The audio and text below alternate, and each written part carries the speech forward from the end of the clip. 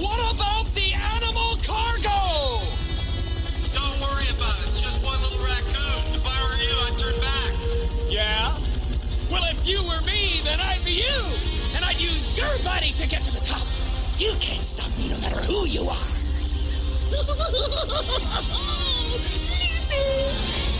Hi guys, this is David Day. Want to hear a story about my balls? We just got a real corporate sponsor, Manscaped.com. And if you use code HMT at checkout, you can get 20% off on all products at Manscaped.com. Also, free shipping. Make sure to listen to the mid-roll following our scores for the movie to hear all about my nuts.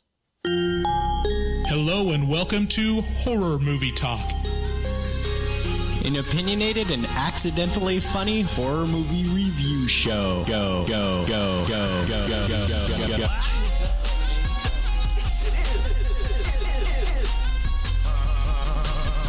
I just took a stroll through the scraggly woods. He had no face! Horror! Sabrina, don't just stare at it, eat it. New theatrical releases always get priority. But we also review older horror movies, both good and horrible.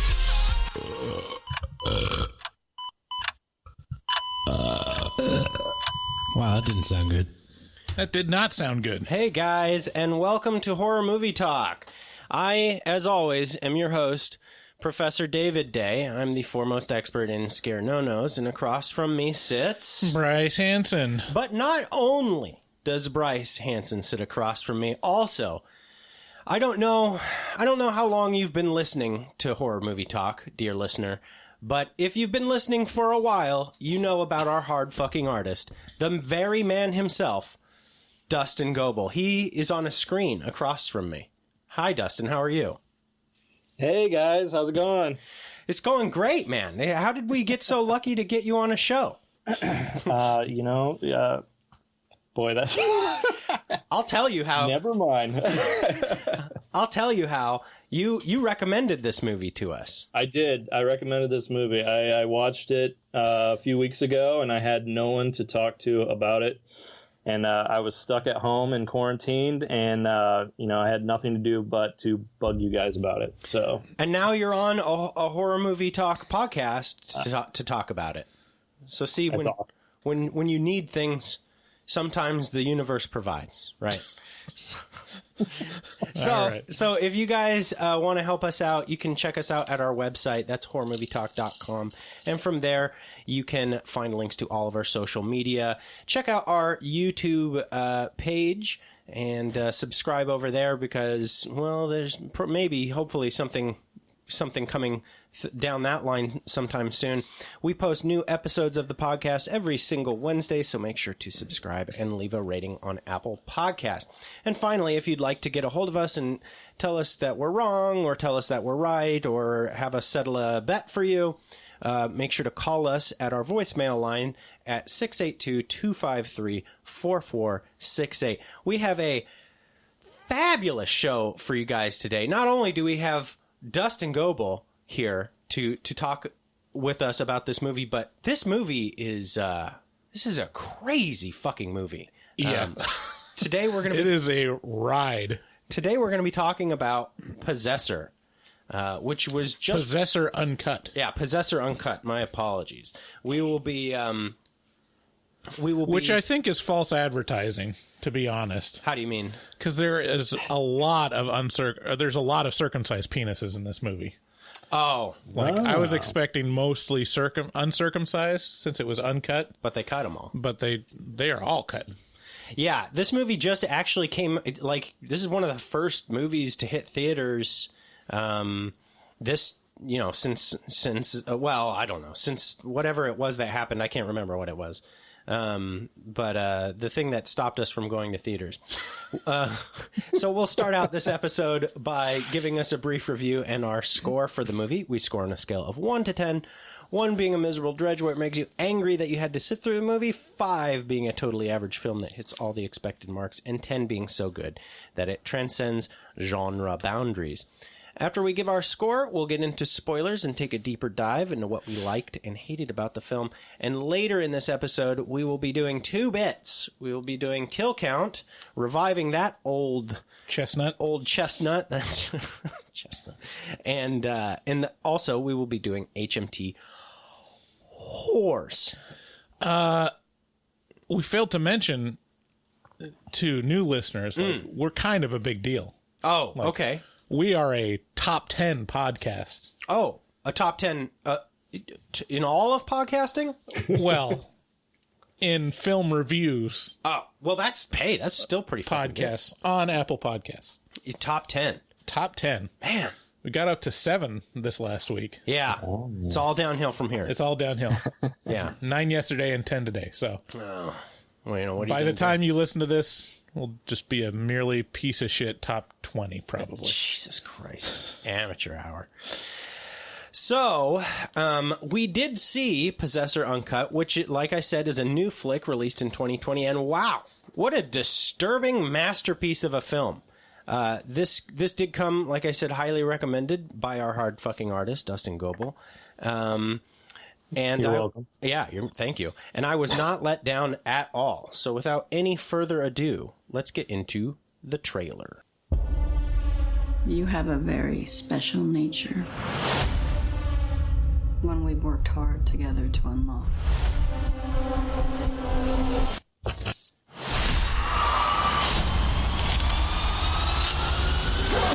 Blow me out.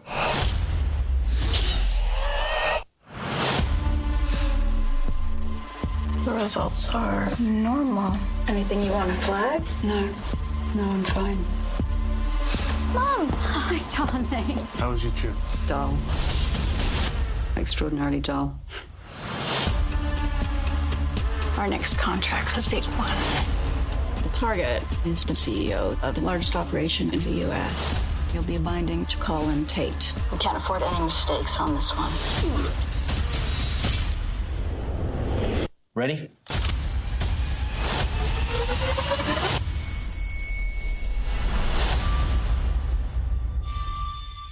What's with you today? What do you mean?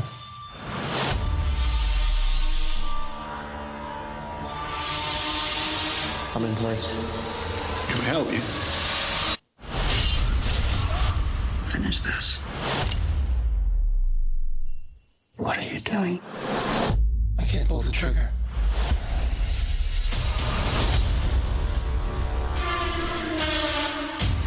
I need to know. I need to know what she's done to me. It's become a danger. Where is she? Come out or I'll do it! Sometimes that small thought is all it takes to lose control.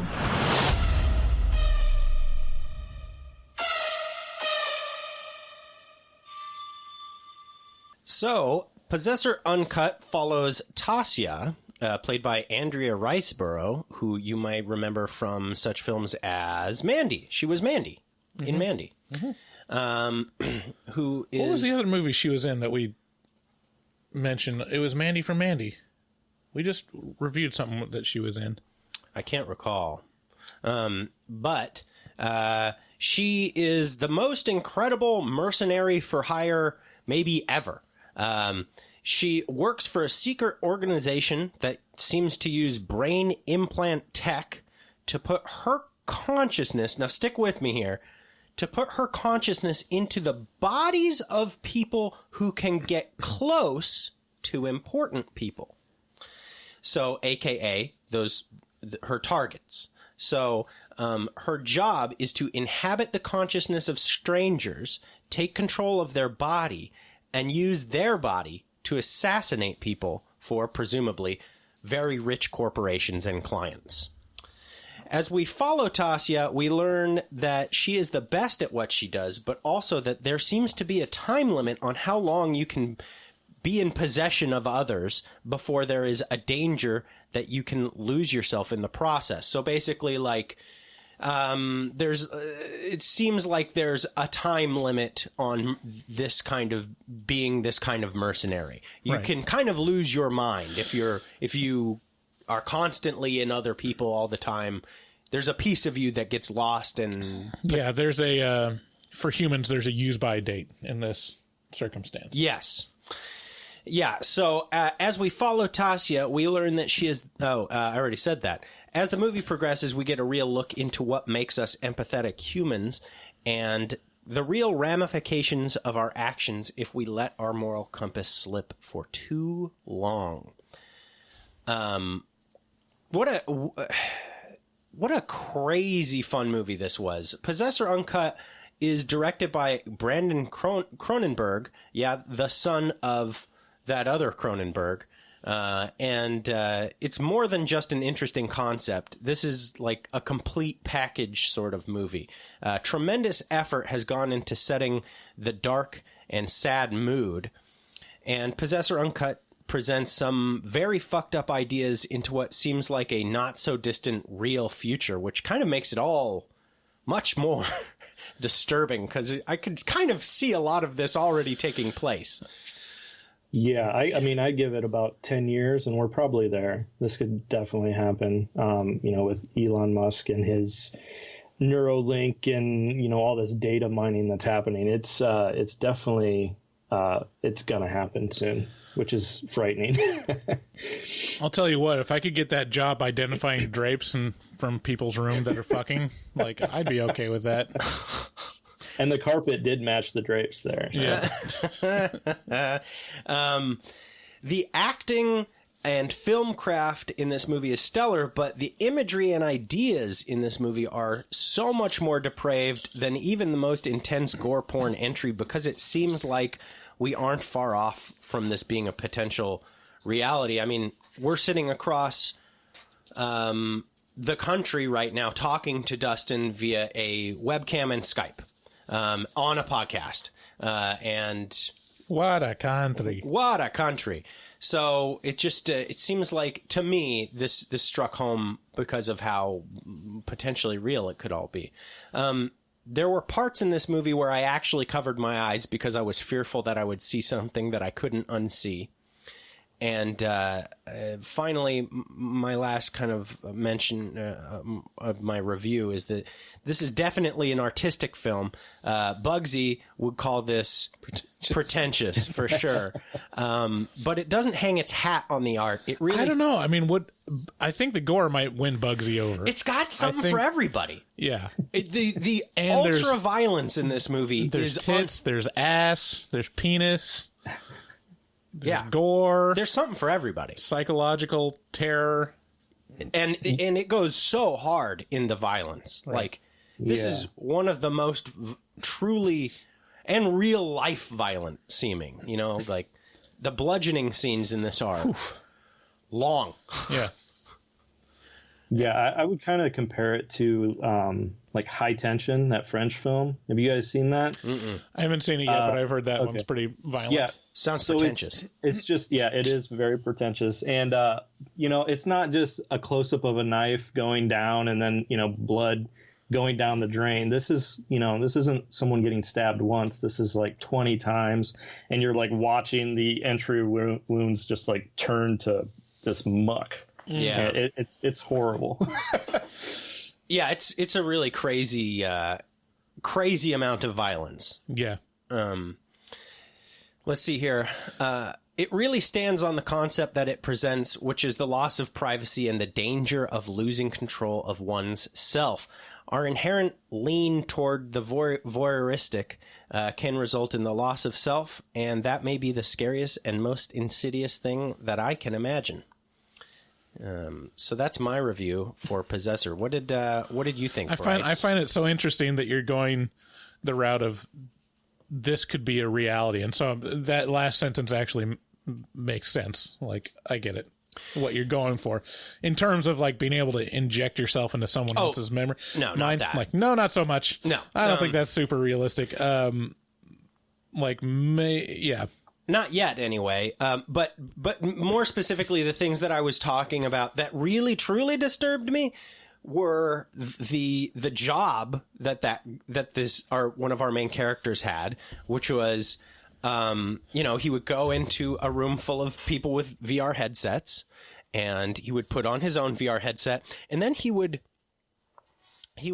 just tap into people's webcams that they had left open, and presumably they didn't know he was looking through their webcam. But then his job was to identify drapes, like specifically his job. Like the guy next to him his job was to identify shoes or the carpet or, but I mean, this isn't far off because like, I think it's known there's like Samsung TVs that will listen to conversations that are happening while you're watching TV. Oh, well, your Amazon remote, your Fire Stick remote listens to everything that you say, everything indiscriminately, because it's just waiting. It's just waiting for you to say the right thing, and that's how they get in. So he's watching to see what kind of curtains everybody has, so that presumably to do a remarketing campaign. Yeah, never really explained why they need to know what kind of drapes are in people's houses, but someone's got to do it. Yeah. What did you think about this movie, Bryce? Yeah, I loved it. It's right in that sweet spot of artsy, like off-putting in that it doesn't hold your hand and shows you some real disturbing stuff and stuff that's like really surreal, and especially in the internal kind of mindscape parts, and then just goes the full spectrum of, future dystopia to just torture porn, basically, to psychological horror. It checks a lot of boxes in an impressive way. Like, I don't think in a I kind can of a identify. way. Yeah, and it's tasteful. Yeah, it's. I can't identify a movie that is such a complete package. Has such a spectrum. Yeah. of things that it approaches, and it does it really well. Like, I'm still a little confused. There's some stuff that I don't quite like have set away in my head. Mostly like, is this what's her name? Tasia. Andrea's. Yeah, is Tasia just a psychopath? Like, is that what it comes down to? Is like, oh yeah, she just really, really likes killing people. Yeah. Or is it like a breakdown? Or is it she is a psychopath and her like walls are breaking down while she's doing this? But yeah, it's a good, psychological analysis of the characters, and it's really fun watching all the way through. Yeah. Yeah. What did you think, Dustin? I mean, I keep thinking about this movie, and I want to say this is probably my new favorite. I was blown away by it, and just the concept, like you said, David, of control and having control of yourself. And, how much influence does your family have on, the decisions you make, or your work? How many times do you decide something because of your job or the media, and then you like start going down this rabbit hole, and eventually you get down to like, is there a God? How many of my decisions are based on, this blueprint that maybe, has been preconceived. And then like next thing you know, you're looking at the clock and it's, 3 a.m. and you can't sleep because you're so freaked out.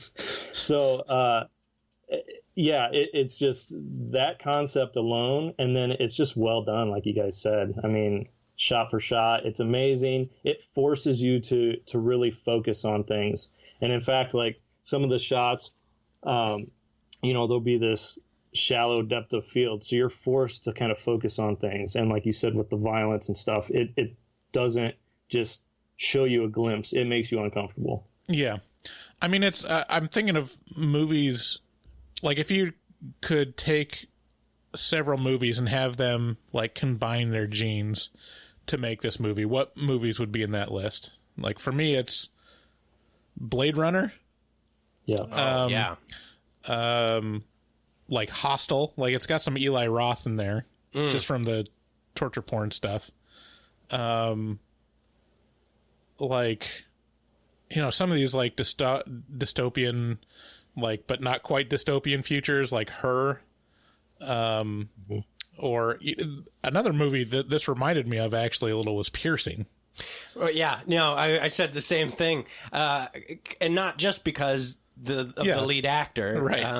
I realized I was like, this guy looks familiar. Yeah, what do I know him from? Immediately, I was like, that's the guy from Piercing. Yeah, and no, yeah, this does feel. It feels like some David Lynch movies to me. Yeah, this feels like Blue Velvet, big time.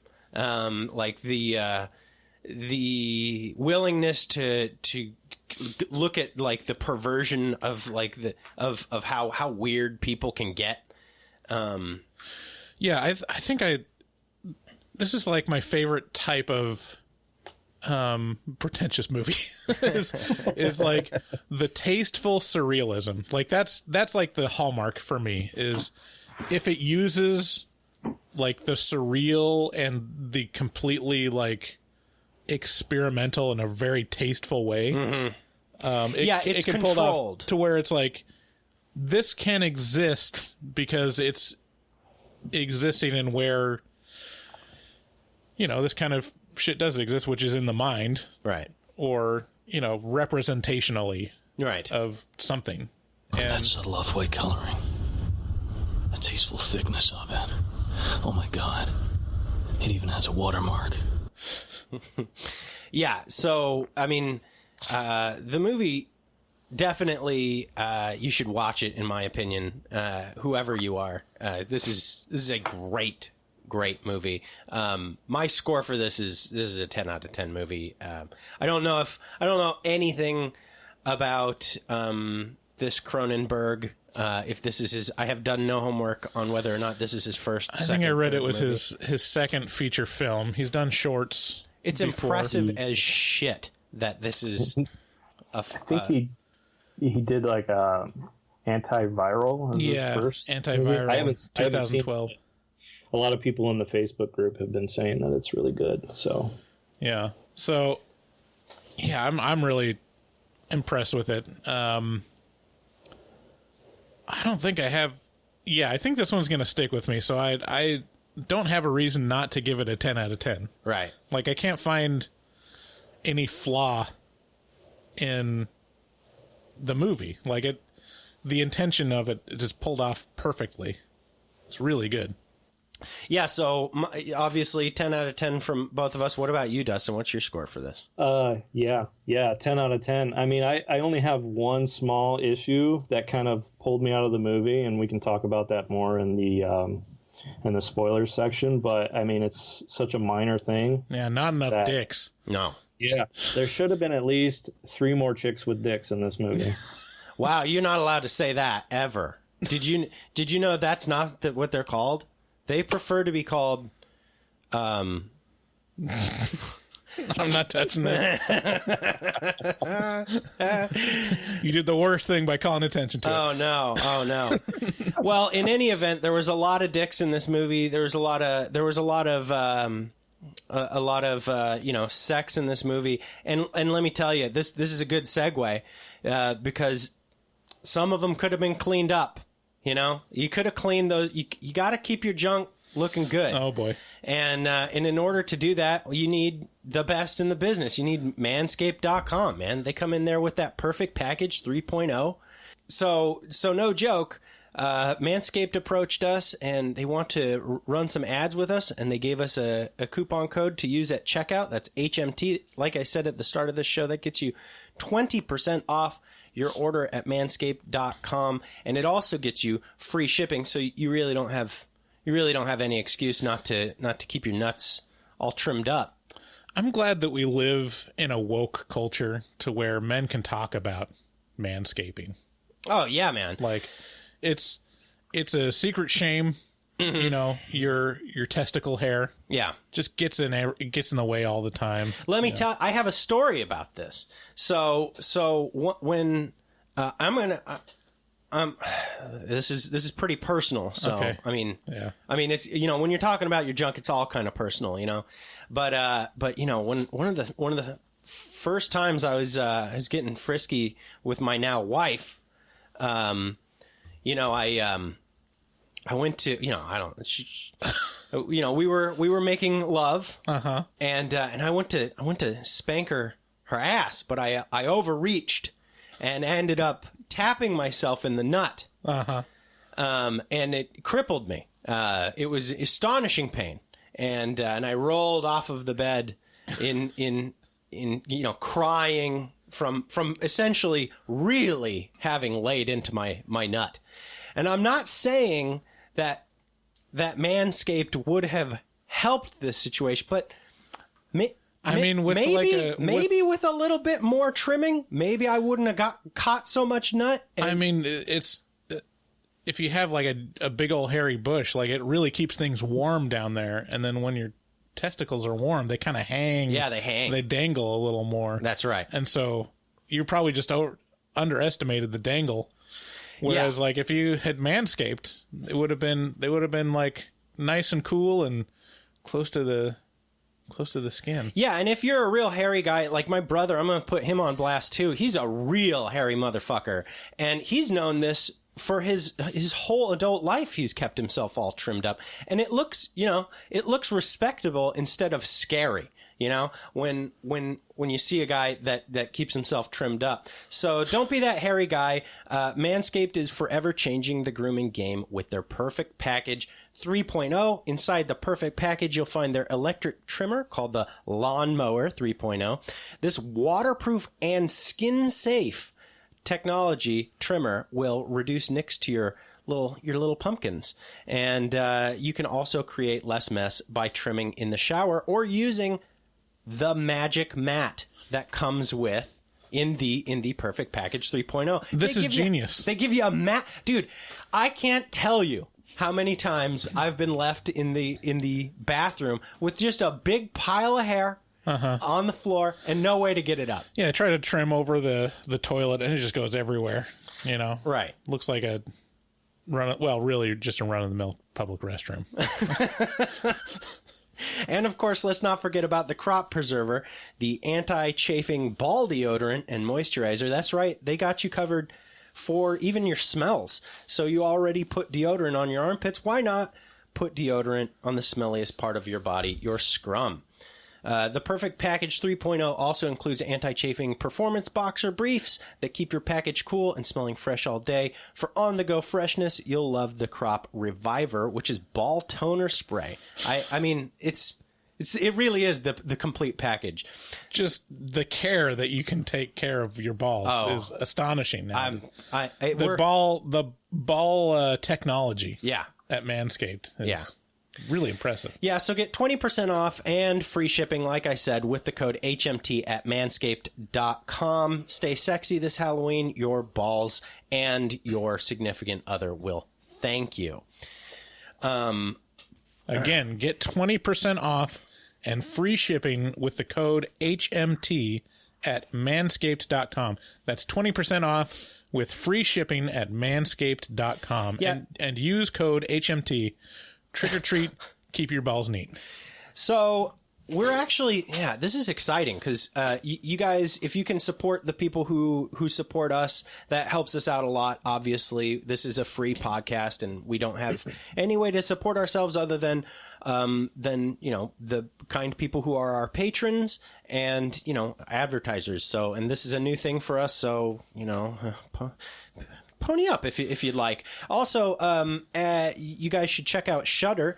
That's the world's premier streaming service for horror, thriller, and supernatural content. You all know Shudder. They are the Netflix of horror, and they are spooky 24/7, 365. But they like to be a little extra spooky for Halloween, and this year they're going all out by turning the normal 31 days of Halloween into 61 days of Halloween. That's right, a 2-month celebration of their favorite season, featuring weekly originals and exclusive movie premieres, including H.P. Lovecraft's Color Out of Space, starring Nicolas Cage, the second season of AMC's Nosferatu. We also have Glenn Danzig's Verotica, which is a hilariously bad movie that you should watch. You should watch that for just a laugh, because it's one of those movies you watch with a group of people and point and laugh. It also has Scare Me, starring Aya Cash from The Boys and You're the Worst. Also, Josh Rubin and Chris Redd are in Scare Me as well. And 61 Days of Daily Recommendations from Shudder curator Sam Zimmerman. It's the perfect month to get Shudder, so get your 30-day free trial. I know we've used Shudder several times on our reviews. We've watched Kuso on it. Kuso. And Sleepaway Camp. Sleepaway Camp. Halloween. The Changeling's on there. Lots of good classic horror, lots of international horror, and Shudder exclusives as well. So check them out. Have you watched anything on Shudder recently?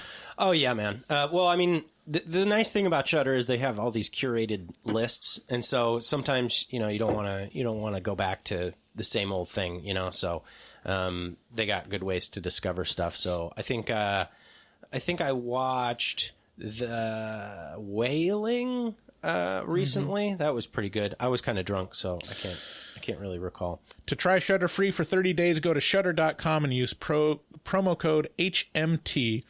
That's shudder.com, SHUDDER. So again, to try Shudder for free for 30 days, use code HMT at shudder.com. And finally, some plugs for us. You guys, if you'd like to support the podcast, you head on over to our website, horrormovietalk.com, and you click on either one of the links at the top. One of those brings you to our Patreon page, and from there you can get access to our whole other podcast that's been running on there for over a year called The Afterpod, where we just leave the mics running. Also, you get a bunch of other perks for signing up at different levels of patronage. So help us out by doing that. Or at horrormovietalk.com, you can click the link at the top of the page there. It says buy stuff on Amazon, and then you buy things on Amazon after you click that link. And, we get a little bit of whatever you buy, and it's no extra cost to you. And we should let Dustin read this in the first person. Oh yeah, do you want to read your read, Dustin? Okay, all right. Check out our resident artist, Dustin Goebel, a professional artist who fucks hard. He also takes commissions for artwork from HMT fans. Contact him at DGoebel00. That's DGOEBEL00 on Instagram, and make your artistic dreams come true. Tell him HMT sent you.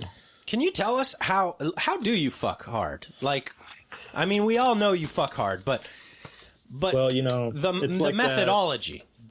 It's like that song, right? The Tenacious D song.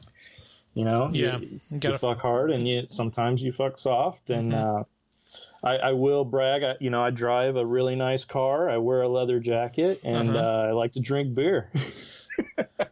You can't beat that. Yeah, and the smoother your dick, like if you have a Teflon dick, oh my god, the harder you can fuck. There's less friction. I mean, what he just got done saying kind of opened my eyes to the world of fucking. Like sometimes fucking softly is fucking hard. Right. Sometimes the point is you got to fuck them soft, and then at the end you got to fuck them hard. Well, you give them a little bit for them. I mean, it's all for them, really. Right. Sure. Yeah. Whoever it is. I don't get anything out of it. No. It's a giving situation. Yeah. Has it been nice being saddled with that, or is it a burden in your life? Is it a burden in your life to have us say these things about you? No, I'm just running with it, man. It has not affected me either way so far. Do your parents hang their head and go, "Oh no"?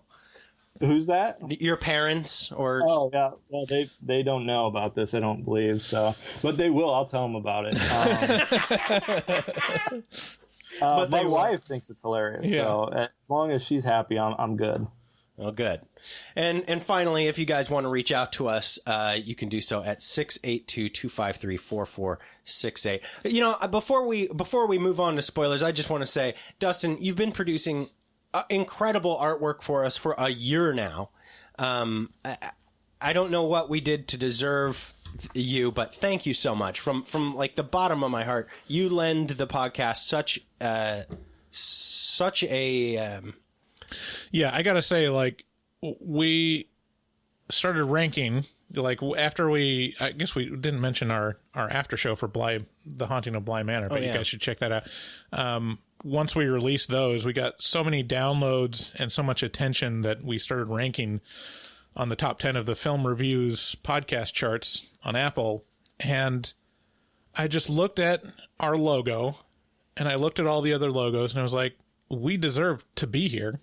We look like awesome as shit with this logo. Yeah. Like, it's better than a lot of the top 10 logos there. And that's all thanks to Dustin. He's got a great eye, and he's an amazing artist. Well, he's a professional. He is a professional. You make your living doing art. Is that correct? I do, yes. Yeah. Well, I mean, I know people that are artists that do it professionally that are not that good. It's like, name names. Well, I appreciate the kind words. I'm really bad at, taking compliments, but you guys, I listened to you guys. I think it was like the Midsummer episode, and you guys had me hooked. You guys are entertaining, so I just wanted to help out the best I could. So. Well, you've done a fabulous job. I don't want to make you embarrassed, but it's been a very a windfall for us. We really appreciate you. Yeah. So with that, let's get into spoilers.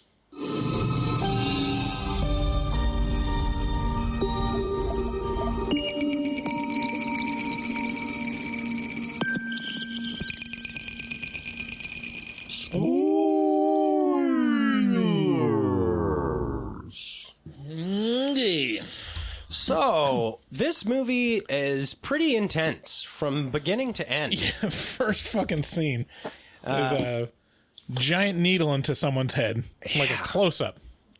Like, whoa! Yeah, it was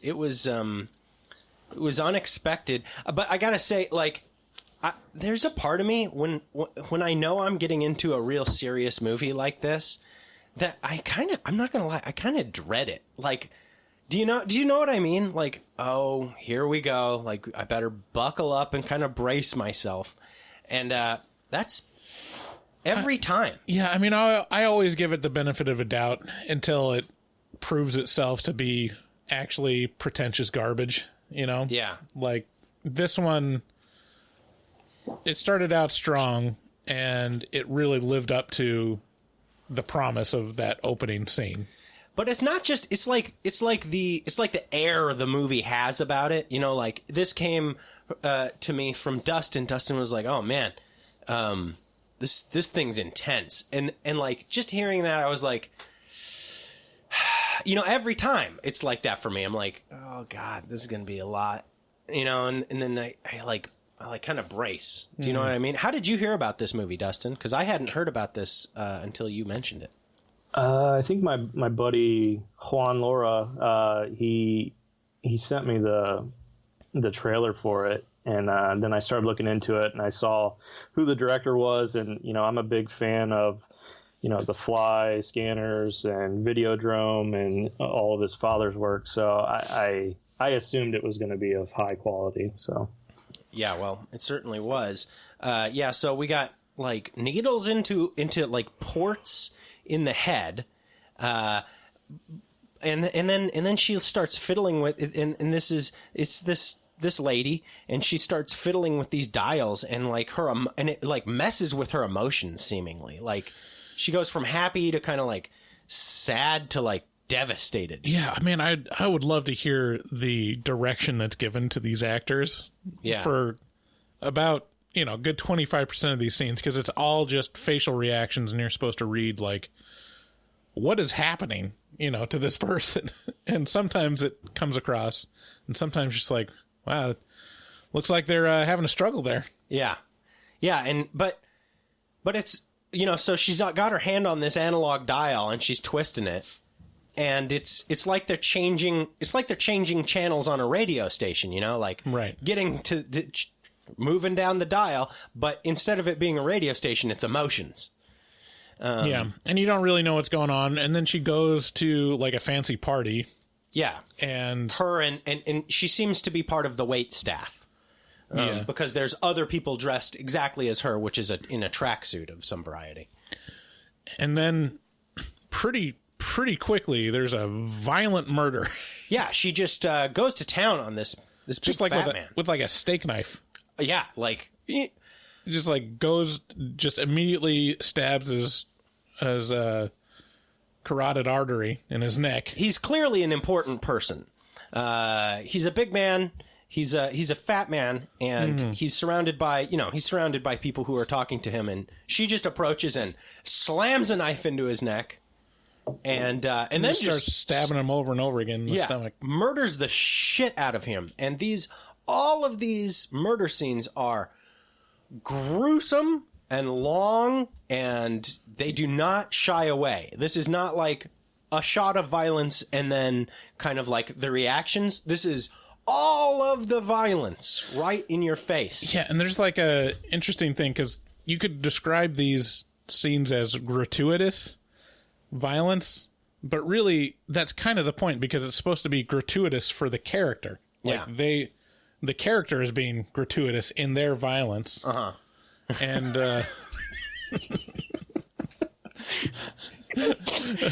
Bryce is scratching his balls, I think. Yeah, I haven't got my Manscaped yet. Oh, dude. It's a forest down there. But yeah, I mean, the point is this person is reveling in the violence. Like, they have an option just to do it quick and dirty. Yeah. Or to just do quick and painless. Right. And because at the end, after the guy is like in a puddle of blood, she takes out a gun. Yeah. And it's like, well, that could have saved you some effort. Right. And she goes to shoot herself in the head, and then there's some kind of... There's a clear internal struggle where you're like, where she puts the gun in her mouth, but then she can't pull the trigger, and something seems to... Boy, how would you describe this, Dustin? Like this part where she's got the gun in her mouth. I mean, it's exactly what you guys are talking about.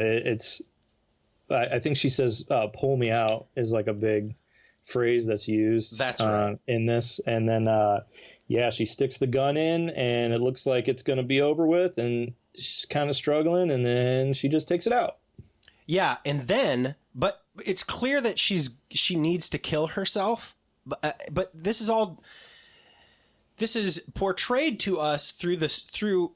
There's no talking. There's no like narration to help us figure out what's going on. But still, it's such a well done film that you go, oh, she has to die somehow, and so she points the gun at the police who have showed up. And she does a suicide by police kind of thing. Mm-hmm.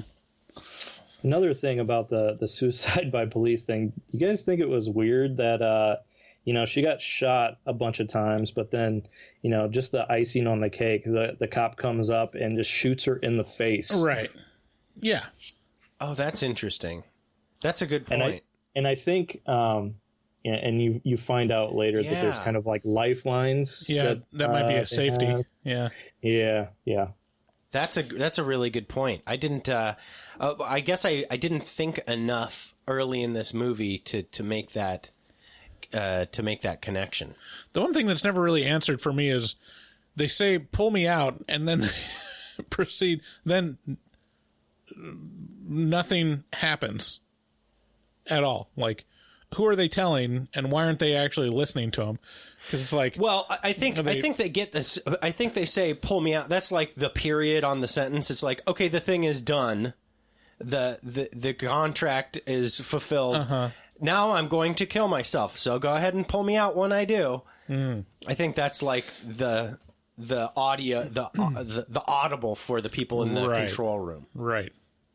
So then we get the title screen comes on and it says Possessor in all caps. And it kind of struck me that Possessor is almost a palindrome if it's all in caps.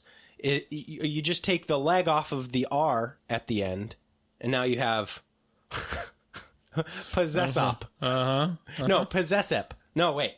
I really thought through this one. Wait, you don't sure. Possess Up. Yeah, Possess Up. It sure is. So she's an operative that possesses people. Okay, well, I liked it. So she gets back, and it's kind of like the scene from Blade Runner 2049. I can't never remember the year, but the scene where like Ryan Gosling is proving that he's not a. It's like whenever they try to prove that they're not a robot, they show them a bunch of pictures and they react to them, and so they show the woman. What's her name again? Tasia. Series of items and pictures, and she reacts to them and basically recalls what they mean to her, so that they make sure that all of her is still there, you know? Yeah.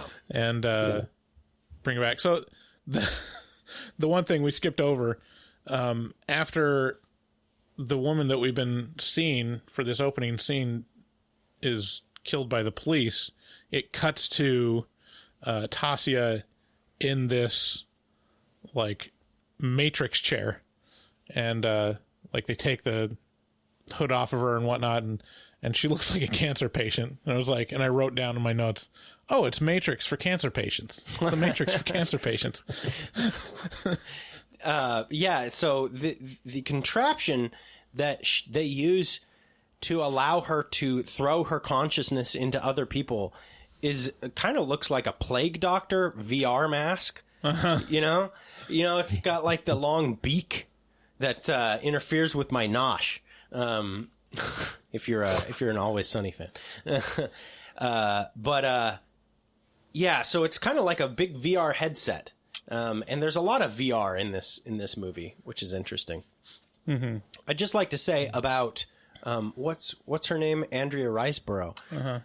She has such a such stark features and such an interesting look to her as an actress. She kind of reminds me of your favorite actress, who was in she was in The Dead Don't Die. She was in oh yeah, what's her name? This is going to drive me absolutely bonkers. I had it on my tongue until you said that. She was also in we need to talk about Kevin. Yeah, we need to talk about Kevin. Yeah, she's just got a very unique but kind of disturbing kind of look. I don't know. Does she strike you any particular way, Dustin? Yeah. Tilda Swinton is who we're talking about. Yeah. Jeez, that took way too long. Andrea Riseborough and Tilda Swinton. Yeah, I mean, she has very unique features. I noticed it a lot in Mandy as well. She's very pretty. Yeah, she's pretty, but also like she can be so off-putting with just a look. Yeah. Like in Mandy, especially, like, oh man, they do such weird things with her eyes in Mandy, where she'll just be staring at the camera and then one eye will change and the pupil will change in size and the other won't. And it's very off-putting, and she seems to be able to just do that. So I think she was a real good choice for Possessor. Anyway, so I'm sorry. Go ahead. Well, when we were talking about the exit interview, I feel like this movie, this is the most important scene. Because it establishes quite a few things. For one, like you said, after they do these Neuralink or whatever it is, after they do this job, pieces of them can kind of go missing. And then it also, it showed with one of the pieces, What? Keep going. Something just occurred to me that I'm so excited about. It showed this this butterfly that she killed when she was little, and she makes the comment that she killed and mounted it when she was little, and she still feels bad about it. Right. Yeah. She felt terrible about it back then, and she still feels terrible. Exactly. About it. Yeah. Which is important that's important to mention for the end of the movie, because at the end of the movie, she picks up that same butterfly and she says, "Yeah, I killed this when I was little. I killed and mounted this when I was young," and then doesn't go on to the anything else. No. And then the boss is like, perfect. Yeah, so it's clear that that Tasia by the end of this movie has lost the piece of her that is kind of human or empathetic, something like that. What were you excited about? I'm so excited what I realized that this movie is. Oh, okay. This movie is Quantum Leap. Okay, I guess I haven't watched enough Quantum Leap. Did you ever watch Quantum Leap, Dustin? Man, I was really little. Oh man, I've been watching it on TV lately. Oh no! So Quantum Leap, he leaps into other people's bodies, and it basically writes in history what went wrong in their lives. But basically, this is, and part of it is it's he's like a genius doctor and physicist and whatnot. But when he leaps into a new body, his mind is Swiss cheese, so he can't remember everything, and sometimes he surprises himself. So this possessor, she leaps into other people's bodies, and when she comes out, her mind's Swiss cheese, just like Sam Beckett. It's rare to see Bryce really animated or excited about things, but Bryce is brimming with excitement right now. I also just watched one of my favorite episodes of Quantum Leap last night before I watched this movie, and I can't believe I didn't make the connection. But yeah, I watched the Halloween episode of Quantum Leap, which was, we'll have to talk about that on the Afterpod. You better follow through on that. It's a great episode. So, I stand behind. I think we talked about guilty pleasures once, and I think did I mention Quantum Leap? Yeah, I think, yeah. Because I love Quantum Leap. Okay, but why? It's a great show. It's got like a great setup.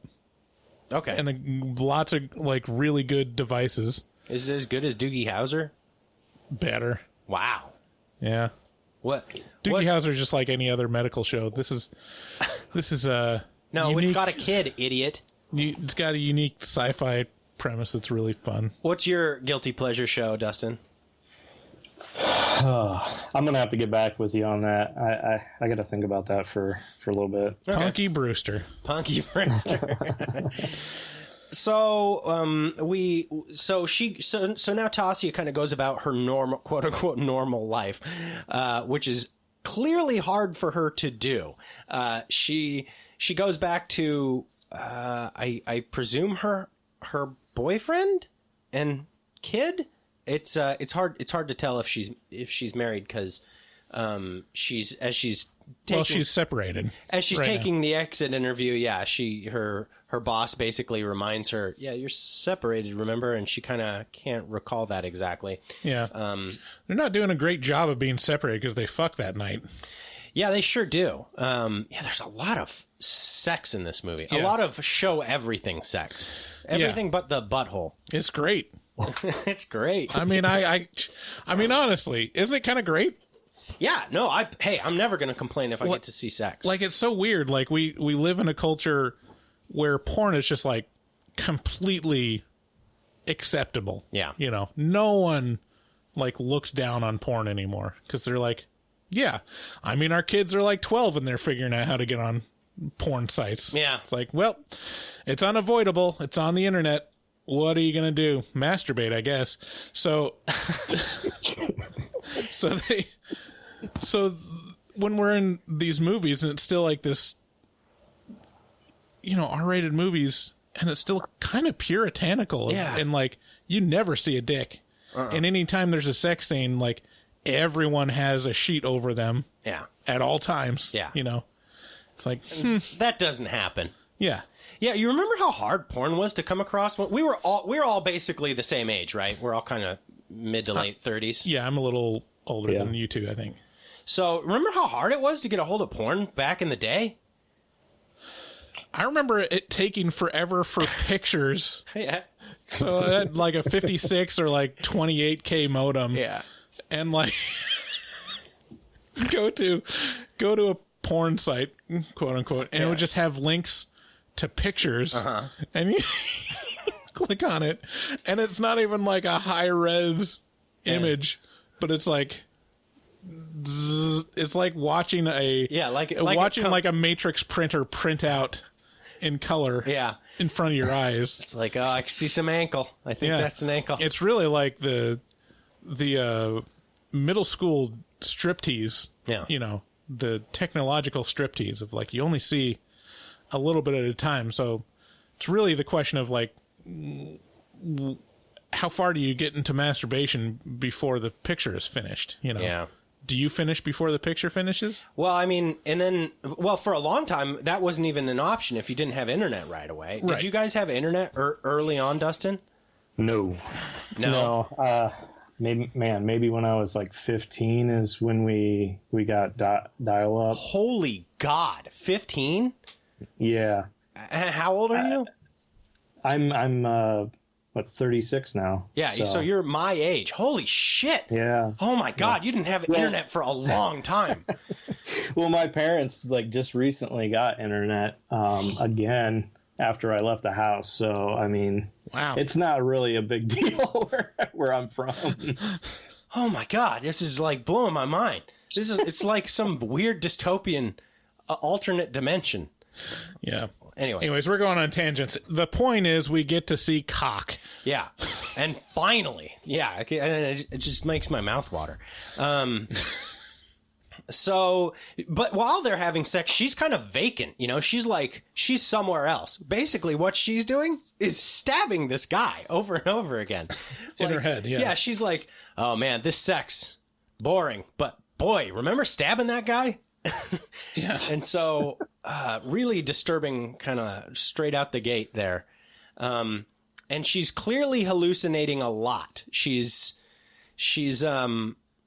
to be either thinking about killing the guy or kind of like thinking about being another person. And it seems to possess her mind. Mm-hmm. You know, she's constantly thinking about like, boy, when can I do that thing again? Like that was a good time. So they go on to the next one and like her boss is starting to get a little concerned, but not actually that concerned. More like, you good? Okay, good. Because otherwise bad things could happen and we don't want that to happen, but you're my best one. You're my best. It's definitely one of those things where it's like, there's a bunch of red flags and the boss is like, but she's the best one. Let's just kind of like step by the wayside over here. Cause she's like, why did you stab him? We gave you a gun. Yeah. And then, the girl's like, I don't know. Yeah. Yeah. It's weird because they make such a big deal about like, well, protocol is we have to make sure you're okay. And it's really important to follow protocol. You gotta follow proto. But also, like, there's a wink and a nod there, which is like, kind of. That's subtle. Whoops. There's also kind of a wink and a nod there, which is like, we don't really need to follow protocol that much. So they describe the new hit, like there's a new contract, for this kind of elaborate thing where she needs to quantum leap into this guy and kill the CEO of a multinational corporation and his daughter, and off this. Are they married? Is it son-in-law or just like a boyfriend? I think it's new boyfriend. Yeah, right? it's the new boyfriend. So she's gonna jump into the new boyfriend and do all this stuff. Yeah. So her new target is Christopher Abbott. Basically, the actor who plays him is Christopher Abbott. And so she has to get close to the dad of his girlfriend, and And so they kind of set her up, right? They're like, so this is what he's like. Go watch him a little bit, figure out his mannerisms. Yeah, so it's like kind of your setup to any spy movie or whatever, to where they're giving her the file, you know. And then and then we get to see like how this kind of works, where all the different processes of getting integrated into someone's life and being inserted into their mind. And the first step is spying on him. Yeah. So she just spies on him and tries to learn his mannerisms and, you know, tries to learn his accent and stuff and his habits. And then it shows them kidnapping the guy and drugging him up and putting some kind of implant into his skull. Yeah. So that kind of explains why, you know, the first lady was stabbing her head with a giant needle. Yeah, because she's got like an audio jack in her head. Uh-huh. A 3.5 millimeter, you know, jack. And then somehow she's calibrated to be put inside this guy's head. Yeah, and the transition is fucking wild when they're like, okay, now we're going to throw you into his body. So here we go. And then the transition is like this medley of like fever dream art that's like her dripping away and like dripping into him, kind of like. It's a cool series of effects. It kind of remind me of Under the Skin, you know, when she would take her victims into this, like, have you guys seen that? I've seen the parts where Scarlett Johansson is naked. Yeah. Well, yeah. So she takes them into this like pitch black room, and they like walk into this, you know, like into the water, and then they're just gone. So it's kind of, it reminds me of that, the way the background is completely blacked out, and then she's just like melting into the sky, kind of. It's such a great effect that I almost wondered if they actually hired an artist to make a wax sculpture of them, or if that was digital. Either way, it's super impressive, because if it's digital, like, wow, they really pulled it off. If it's like an actual, there's people that make like hyper realistic, like wax. I mean, even like the wax, like Madame Tussauds are really super realistic. Yeah, like. I wonder if they did that, because it looked literally like it was someone melting. Yeah. And like pieces, like the eye would like fall out, kind of like up. It was a wild look. Yeah. So she gets into this guy's body, into Christopher Abbott's body, and immediately it's very convincing, because the first thing she does is what anyone would do if they get thrown into the body of someone of the opposite sex. You immediately play with your junk. We were talking about this on the last about Bly Manor when when Miss Jessel, or no when Peter jumps into Miss Jessel. And he's like looking in the mirror. I'm like, well, this isn't realistic, because he would immediately masturbate, right? And like look at his tits, see what that feels like. And then you go like find some guy to fuck. Like you would just do all these things that you'd be like, well, I gotta know what it feels like, right? You know. Wait, find some guy to. Well, yeah. Oh, I mean, you got to learn how to please a woman, right? If that takes fucking a guy, it's great. Okay. Well, I guess there's a lot of different things. That is a good question. If you are a man in a woman's body fucking another man, does that make you gay? Because technically that is heterosexual sex, right? And this comes down to gender identity. Like, if you identify as a male, but you're in a woman's body and you fuck a guy, that's gay sex. That's gay sex. For sure. Yeah. A guy coming in your vagina is gay sex. Impregnating you. Right. What do you think, Dustin? I'm uncomfortable. What's that? I said I'm uncomfortable. Hey man, we live in Portland. We're the ones taking the real fire over here. Oh yeah, no kidding. Like we will get canceled. Uh-huh. No more top 10 film review podcast charts for us. Oh no. Well, it was nice while it lasted. Yeah. Yeah, so... But yeah, in this one, it was realistic. She, like, immediately, like, you know, looked down there, like, kind of, like, fiddled. Let's see what's going on down here. See what I'm working with. And then she just kind of, like, nods her head, like, okay. And then moves on with her day. Yeah, and she's, of course, got... Now she's got an... Well, and this is going to be a hard movie to continue talking about for one specific reason, which is... You have Tasia inside of Christopher Abbott. So do you say, so for the sake of everyone listening, we should just say he or she? Because it's two people in one body. I mean, yeah, this is another one of those gender identity politics questions. Well, it's not really, because she's literally been a person of a different sex has been placed in his body. So I'm just going to say he from now on, because now most of the movie is about Christopher Abbott and I mean, really, we should just be asking what her preferred pronoun is. God damn it. Stop muddying the waters. Sorry.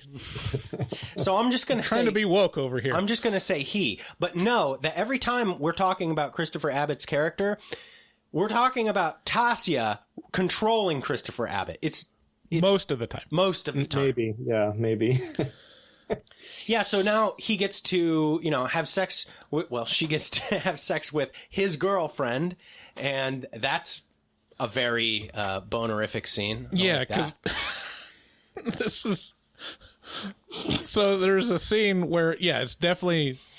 But it's tasteful. It's showing the guy fucking her, and then it kind of like pans up, and it shows Tasia, so it's like her with her tits out, and then it pans down, and she's got a dick.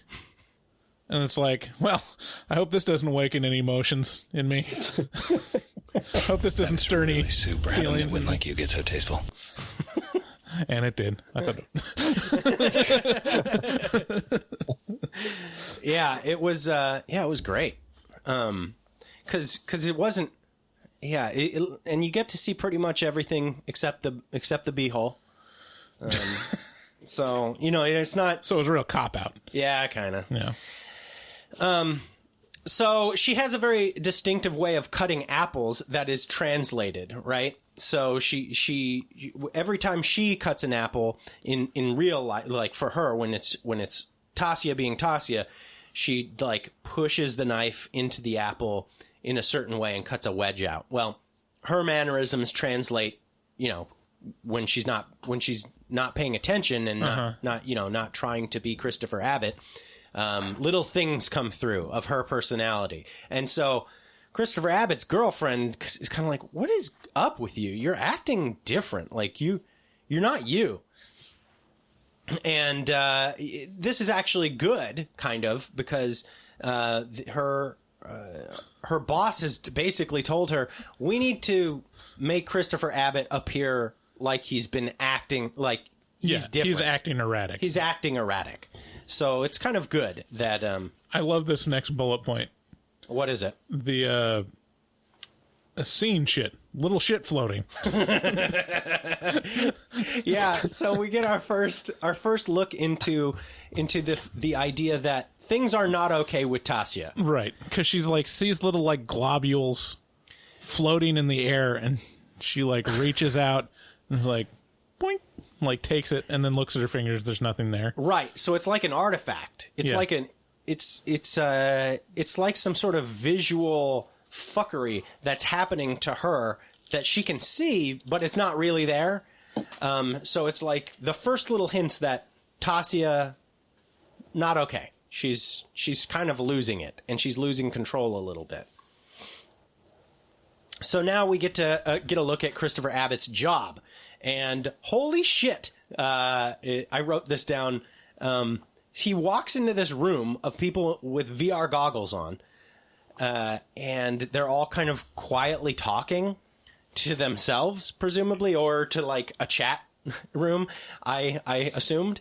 He puts on his VR goggles, and his job is to look through people's webcams to see what kind of curtains they have, presumably to market to them better. this concept fucked with me.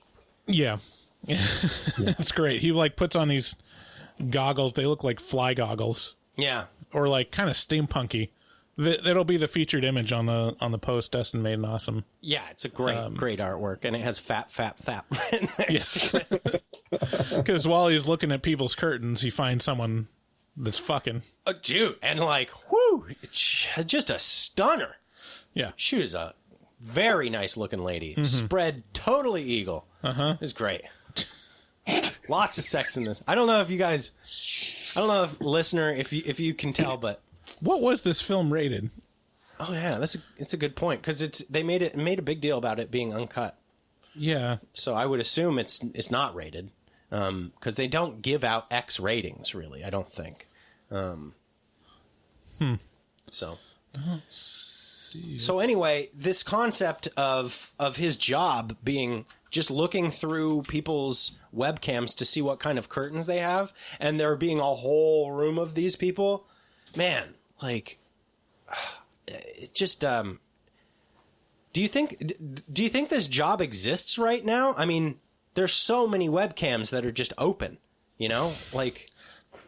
Well, I think it's all hackers that have it actually open. It's not any legitimate businesses would do that, right? Oh no. I don't know, man. Yeah, what do you think? I think maybe. I mean, you hear people putting Post-it notes on their webcams all the time, so I don't know if that's just a urban myth, but yeah, I mean, it's hard. It's hard to say. How can you trust a company you don't really know what they're doing anyways when they're like data mining? It's a good point. I think if it does exist, it doesn't exist in this manner. I don't think there's not rooms of people with VR headsets on doing the dirty work, right? It's probably instead it's algorithms, right? Because if there was a bunch of people looking through webcams, you know, rooms and rooms of people, they couldn't keep their mouth shut for minimum wage. They'd be like, you know what I do? I fucking look through webcams. Get me on, you know, US Weekly or whatever it is. Some smut mag, and I'll talk about it. So yeah, the film's not rated, which is not a surprise. Okay. So yeah, I think if this does exist, and I would not be surprised if it did, it's a very high-paid single person who creates the algorithms, and then yeah, they just store that for other high-paid people who don't talk about it, because otherwise you'd think you'd hear about it. Anyway, so with that, he has to be recalibrated. Yeah, they make it a point where they say, you know, you got to recalibrate every day, or else it's going to be a problem. Like I guess there's some way that they're matched. Like there's good matches and bad matches in terms of who you can jump into. And so for this guy, they estimated that she can be in there for 3 days before there being significant damage, you know? Yeah. And she has to recalibrate every day. And that's was what the first scene was, of poking that needle in your head, tweaking those knobs. And so then they go to this party. This party with her dad, and like we said, her dad is the target, right? So this is the guy who we need to kill, is Christopher Abbott's girlfriend's dad. And so they go to this party with her dad, and he is the most insanely dickish father I've ever seen. Yeah. And this is Boromir, by the way. This is Sean Bean, so you know it's not going to end well for him. Yeah, he doesn't last. But yeah, man, what a the biggest dick maybe I've ever seen in any movie ever. Yeah, it's like in a group of, you know, probably very wealthy people, and, you know, his daughter comes up with the boyfriend, and he's like, yeah, I got you a job for morons. Is it too hard for you? Yeah. Let me know if it's too hard. Looking at curtains and identifying them. It's like, Jesus Christ. And not only that, but when they walk up, and it's his daughter walking up, he says, oh, how funny you should arrive. Speak of the devil, we were just talking about hugely disappointing children. And here you are. Look at you. Just a huge disappointment. It's like, Jesus fucking Christ. Like, the only character in any movie that I can think of as being maybe a bigger dick than this guy is the bad guy in Who Framed Roger Rabbit. What's his name? The guy that has the dip? With the dip. Yeah. I would say, like, there's some 80s movies villains, like Johnny from Karate Kid is probably just that level of, like... Yeah. I don't know. Like, you'd have to go back to the 80s to, like, some ski movies to get someone that's this much of a dick. So yeah, at this point, so they can talk to her in Christopher Abbott's body, the people in the control room, just by basically sitting next to her and talking into her ear, and she will hear them.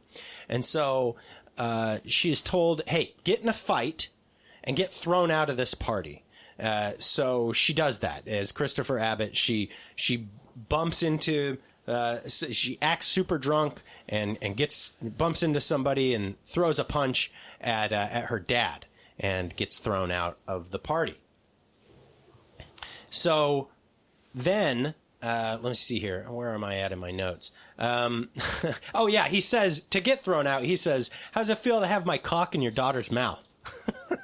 It's like, whoo. If some fucker came up to me and said that shit, I would level him.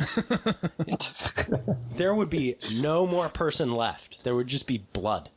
So yeah, it's impressive that all he got was thrown out. So now the party is done and he comes back because just the girlfriend and the dad are left, right? So Christopher Abbott comes back into the room. And he puts a gun on the table in front of the dad. The girlfriend is gone now, so it's just Boromir and Christopher Abbott. And he puts a gun on the table and he's like, "Hey, get out of here! I'm drunk." Like the dad says to Christopher. Yeah. He's like, it's great. Like he's playing it kind of cool, and then he like goes like, "All right, I'm drunk. I'm gonna go to bed." And he gets up, except with the intention of like he's gonna ambush him. Yeah, but she's ready for it. And pivots, and then she already has like the they she they this is they it works. It makes sense. It makes sense. The preferred pronoun here is they. Yeah. Okay, so they. Yeah. So they had already taken a poker from the fireplace, and so they're ready and just started beating the shit out of Sean Bean. I mean, like. Absolutely beating the shit out of him. Yeah. I bet it probably did not feel great in the actual like shooting of it because it's obvious that it was a rubber thing, but they were definitely hitting it hard. Yeah. So Sean Bean was probably getting whipped with a rubber poker. And then it goes to the most extreme, like this scene will stick with you. Like this is where I started covering my eyes. The close up of the stabbing in the neck was one thing where it's like, Jesus, they don't normally show that. That's really disturbing. And then this was like, goes to scoop out his eye. First he takes the poker, stabs it into his mouth. So it's like going in the back of his skull, basically, and like twisting it around and like using it as a lever to like rip out his teeth, and then goes to stab him in the eye. And it's a close up of him stabbing him in the eye and the eye popping out. Yeah, scooping it. Yeah, how do you do with this ultra violence, Dustin? I've seen a lot of it. Like I said, with the like my favorite movie, the Beyond, does the same thing. Extreme close-ups of all this like prosthetic work. It doesn't bother me, but when it's uncomfortable because it just keeps happening and keeps going. I totally get I get freaked out a little bit. And the one thing, and this is probably the thing that kind of took me out of the movie, is after they do this this horrible thing to this guy. Later on in the movie, it seems like he's still alive. Right. Yeah. Yeah, he makes it. That's the one scene that I still don't understand, because it shows Sean Bean like in a wheelchair, and Andrea Riseborough's character walks up to him and stands in front of him. And I'm like, well, wait a minute, when is this? Like, is she actually there? Is this... Because at this time, she's still in the guy's body. But, yeah, it's never explained what that scene is. She just walks up to him, so it's like, yeah, anyways. I think at that point, it's kind of, the narrator is compromised. It's going all over the place. So, but that's farther in the movie. I don't want to jump ahead too far. I mean, I gotta say, the scene is like, it doesn't even really look like prosthetics. It's way too realistic for my comfort. Yeah, they did a tremendous job of making this look real. Yeah. Every effect in this movie is either so beautifully artistic and pretty, or so insanely grotesque and over the top, incredible violence. And so next, they go to kill their girlfriend. And he basically clips her by shooting her with the pistol. She runs in and then runs out like, oh shit. Hey guys, well, I made Nutter Butter bars. It's, oh my God. And, hey, Dad, why is your eye on the ground? That's not where that's supposed to go. Oh, wait a minute. Oh, my God. And so he clips her while she's running away with the pistol, and then... They are a good shot. They are a real good shot. It's almost like they're a mercenary for hire or something like that. Yeah. Somebody who's really, really fucking good at killing people. Right. And so then, she brutalizes, the girl as well, shoots her, and then she has a freak out because it's time to off herself. Okay, the deed is done. Pull me out. And she does the thing again, and it's the same deal. I can't shoot myself. So what am I going to do? Oh, I'm losing control. This guy doesn't want me to kill him, and he's trying to fight back. He's trying to regain consciousness, a hold of his body. So grabs a piece of mirror or glass and kind of cranks it into the top of his head. Their head. Yeah, because he wouldn't know to do that. That was her, right? Is that a raincoat? Yes, it is. Yeah, the motivations for this character are not clear. Even in the end of the movie, it's like, is she wanting to be lost in this person's head? I think it's like a bloodlust sort of thing. I mean, it seems like she just really loves her job. Well, yeah, I mean, there's that aspect, but why does she not want to leave? Because it seems like, I don't know. What do you mean not want to leave? I think what happens is she's been in so many people's consciousness that she's starting to lose the ability to have full control over their bodies. Right, but when he stabs himself in the head, like, how would he know to do that? I think he's actually viewing all of this that's going on. He just can't control himself. Yeah, like a backseat passenger, because as it continues, he's in the sunken place. Oh, yeah, like in Get Out. Yeah, kind of. Yeah, exactly. So, yeah, it's clear that towards the end of the movie, we start to see he gets to be... the tables turn. They flip, and he regains control of himself. And now she is the person kind of sitting in the passenger seat. And, her consciousness can't be pulled back into her own body because... well, you have to kill the subject in order to really get out, to make a clean break. And so because this guy regains control of his body and his mind, she's stuck in there. And as they try to pull her out, like, blood pours out of Tasia, like the character who's sitting at the VR headset, the plague doctor mask.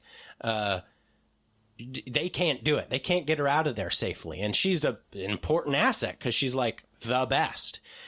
So they can't just, let her go. So now begins this kind of weird game of tug of war for this guy's control of this guy. Right. And one of the the best scenes is like the internal. It's kind of representational, but it shows them facing each other, and it's in their mind, I guess. And then he reaches out and basically pops her head.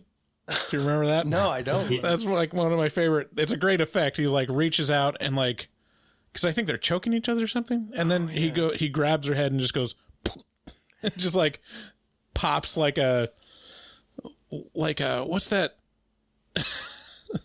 There's an internet video of just like a head explosion that reminds me of this. Oh, it's probably Videodrome. Well, there's that one too, but Scanners, right? Sure. And he just like pops her head, and then it's like a mask of her face, and he puts it on, and it's basically on the poster, like what the mask looks like. It's this like melted, distorted version of her face, and then he's reliving all these memories. He's basically like driving her mind inside of his mind, is what I gathered. And he kind of learns all this stuff about her. And it's really off-putting and really cool looking. I guess we haven't even really talked about how awesome this movie looks. Oh, it's a great looking movie. Really fantastic looking. Yeah, as an artist, does that kind of stuff strike you first, Dustin?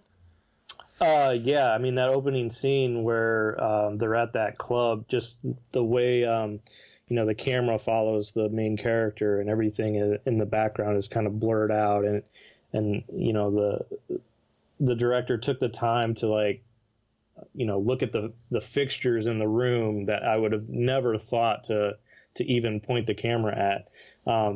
Yeah, I mean, I feel like it's a masterpiece as far as, the shot list goes, and, the cinematography is great. Yeah.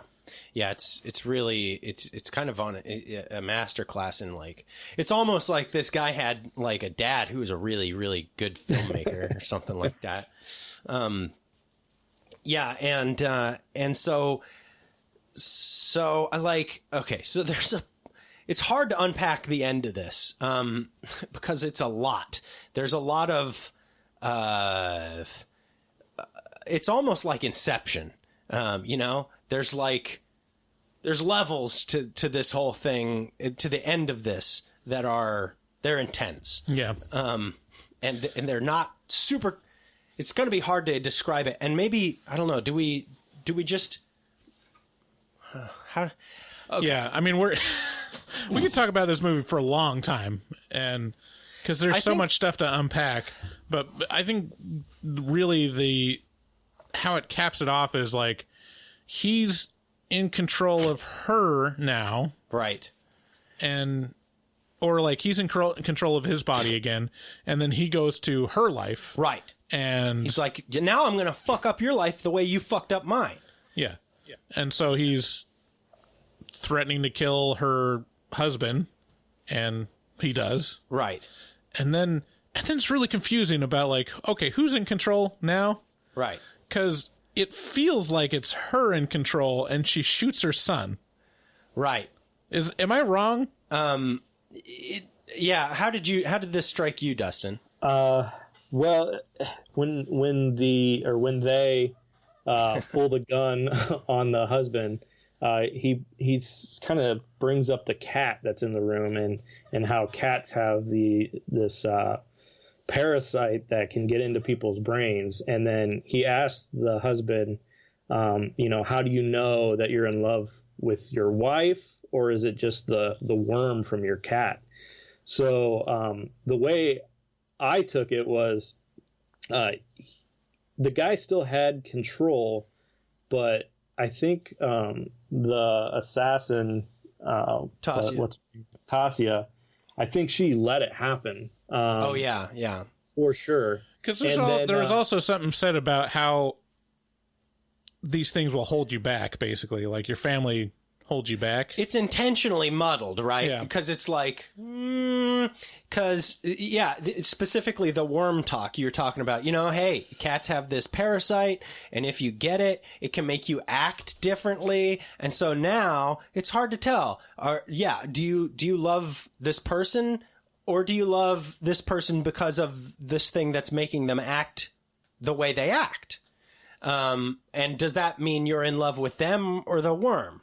And so it's kind of like, there's this really static idea of us, right? We go, I'm me. And you don't really consider that you're actually like this huge ecosystem of cells and like your gut biome and like all these different things that going to, even down to the meals that you eat, make you feel certain ways and act different ways. And how much of it are you really in control of? And I think that's kind of the undercurrent of this movie. The thrust of it is kind of how much are you? And when you get onto the internet and you're just watching people all the time, or you're watching a reality TV show or something like that, how much of you is slipping away because of this voyeuristic tendency of yours, right? Yeah. I mean, that's perfect. Yeah. And so basically, they end up killing her husband and son. And it's revealed that it's her boss in her son's body because he stabs her right in the neck. Right. The son. Stabs they right in the neck. Right. The son kills this dude. Yeah. And then says, pull me out. Right. And so it's like this weird sort of Inception-esque level of like, whoa, okay, there's a lot of twists going on here. Yeah. So weird movie. And it's really cool. And you need to see it. Yeah, sure do. It's in theaters right now.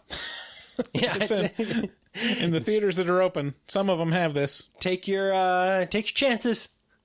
Man, how many movies are there going to be this year that are just forgotten?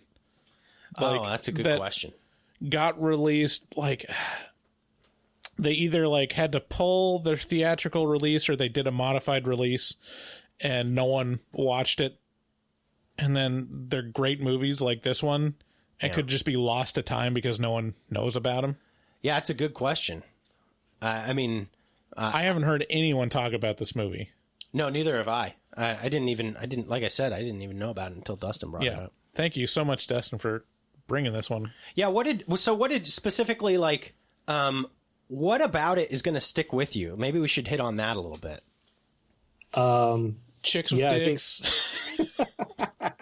I think it was the kind of the thing that we talked about before. Your identity is not necessarily up to you all the time. You guys know me as an artist that fucks hard, but beyond that, who am I? Yeah. Or like, I know you guys. It's a good question. Yeah. Who are you? I know you guys as a podcast duo or whatever. I don't know like the real you. And then, I think you have to be careful how much of your identity revolves around your position, with jobs or what have you. Yeah, that's a good point. Yeah, this kind of stuff can get me into a bit of a tailspin of philosophizing kind of stuff, because the thing that really scares me a lot is that that I do a lot, and this kind of put a highlighter on it, is we're all alone, so we can be with our wife or with our husband or with our daughter or son or something like that, someone who's very important to us, but you can be sitting right there with them, having a conversation, but you're still at the base level, you're still just you inside you, and you can never be anything more than that. You can't meld with someone else. And that scares me really badly because I can't even intone like exactly why, but it's like this base level of being alone that that's just freaks me out. Have either of you guys ever? You're like, no. I get. Sounds like a bunch of gobbledygook. My ultimate fear, and okay. No, I get what you're saying. Like, everyone's up in their own head, and they have their own like internal world that no one will ever understand or see. Yeah, and you're on your own. Yes, like in everything. Even with like close familial relationships. Really, like you're still on your own. And that's maybe why inside your own head. That may be why she liked this so much. Right. That and the killing. Yeah. And having a penis. I mean, everyone knows it's better to have a penis. Is it? They're great. I can't say. I haven't experienced a vagina seems like it'd be sweet. It seems like a lot of maintenance. No, well, sure, but it's like having the payoff though. Yeah. It's like having like a fancy car. It's like, yeah, but I mean, just to get an oil change, you got to like take the engine out, you know? It seems like to be like, it would be, to be penetrated would be very, would be every time, no matter the level of willingness, it would be very violating every time. It'd just be like, it's a little bit dirty every time. And you're saying that's better? No, I'm saying, that seems like it would be very different. You know, it's a very different experience. No argument here. Still, I think I'd like to experience that. You can. Well, no. It's very easily. I don't want to do that. Not that hard. That's where poop comes out. I don't like that. I don't want to do that. So with that, great movie. You guys should check it out. Any last recommendations from anyone? Yeah, definitely final see words. It. You got to see it. If you can see it in the theater safely, go do it. But I'm looking forward to the video release, and where it'll, I assume, have a ton of special features and commentary, which will really help suss out what some of the meaning behind some of the visuals is. Yeah. Last words from you, Dustin, on Possessor Uncut. Yeah, just go see it. If you're into kind of the highbrow horror, this is definitely in that category. And if you're like Bugsy and you might think it's a little pretentious, maybe skip this one. I don't know. Is it horror though? I'm so sick of that. I mean, I thought about that for like the first act, and then I was like, nope, it is definitely horror. Yeah, definitely horror. Yeah, well, I guess we're just going to have to agree to disagree. So with that, let's get into Kill Count. So I've listened. I've heard a lot of our fans have reached out to me and said, hey, remember all those games you guys used to play? Yeah. I like those. I really like the voicemails because it lets me be lazy. Yeah, me too. I just listen to them. So I guess we got to put forth some effort. I listened to you, and we don't have to do that anymore. We're the top 10 film review podcast now. We can't let it change us, Bryce. No, I've already bought a Corvette with the no money we made. Yeah. Well, I mean, they send you a check, right? Oh well, doesn't Apple send you a check once you make the top 10? So, Killcount is a game where I will be pitting Dustin Goebel in one corner against Bryce Hansen in the other, and they are going to have to determine which character from movies has more kills to their name. Normally it would be which movie. Normally we would do which movie has more kills in it, but this is a special round of Kill Count, and so I'm going to be pitting characters from movies against each other, and you guys are going to have to determine which one has the higher kill count. And so you get 1 point for determining which movie, which character has the higher kill count, but you also get another point if you're within 5 kills of how many they did. Okay. So 2 points possible each question. So here we go. The first pairing is Tetsuo from Akira. Tetsuo! from Akira. Have either of you seen Akira? I assume Dustin has. It's been a long time, man. Oh wow, really? College days. So. This is one of my favorites, and you haven't seen it? I've seen parts of it. Like, doesn't he like take over an entire city or something with his globbiness? Yes, he does. It's a great movie. You should check it out. It's one of my favorites. So Tetsuo from Akira versus Peter from Dawn of the Dead, 1978. Okay, so who has the higher kill count? No looking it up, Dustin.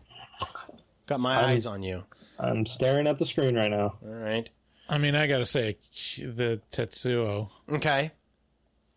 And would you like to venture a number? 500,000. Okay. I don't know. Like, doesn't he like envelop an entire city? Dustin. I would assume like a city would. Okay, go ahead. Dustin, who do you think, Peter or Tetsuo? I'm gonna have to go with Bryce on this one. I think, yeah. I'm gonna go with a little bit lower kill count though. Okay. Shit, man. Let's go with. Gonna need an answer. 25. Okay. Well, you are both correct. It is Tetsuo with 96 kills versus Peter from Dawn of the Dead from 1978 with 47 kills. So still respectable. Peter. Wow. I mean, technically, all those were already dead. Look, we're not. So didn't really kill We're them. not complicated over here. Don't complicate things. All right. Okay, so our next pairing. So good job. You both have 1 point. Our next pairing is Shaun from Shaun of the Dead. You all know that movie versus Major Dutch, Arnold Schwarzenegger from Predator. I mean, it's got to be Shaun. Okay. And would you like to venture a number? Let's go a baker's dozen. 13. Okay. Dustin, what say you? Oh, man, this is really hard. I'm going to go with Dutch, though. Okay. And I'm going to go with 9. Okay. So the only person who gets a point on this one, Shaun versus Major Dutch, is Bryce. Woohoo! And he only gets 1 point. Shaun had 27 kills versus Major Dutch, who only had 25. 2 kill difference. That's a really close one. What did Major Dutch... Oh, wait, that's over multiple movies? No.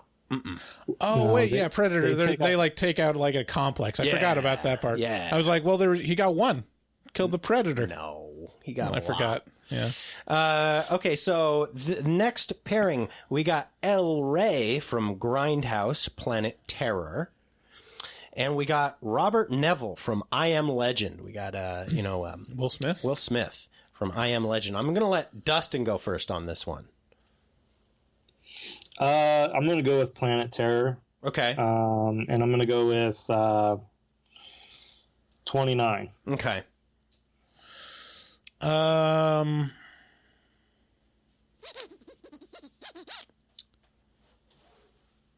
Trying to think. So we got El Rey from Planet Terror. Which one's El Rey? Is it the girl with the gun on for a leg? I believe so. I'm not terribly clear. I thought that was the guy that had the devil in him or whatever, the main dude. I'll clear that up for you right now.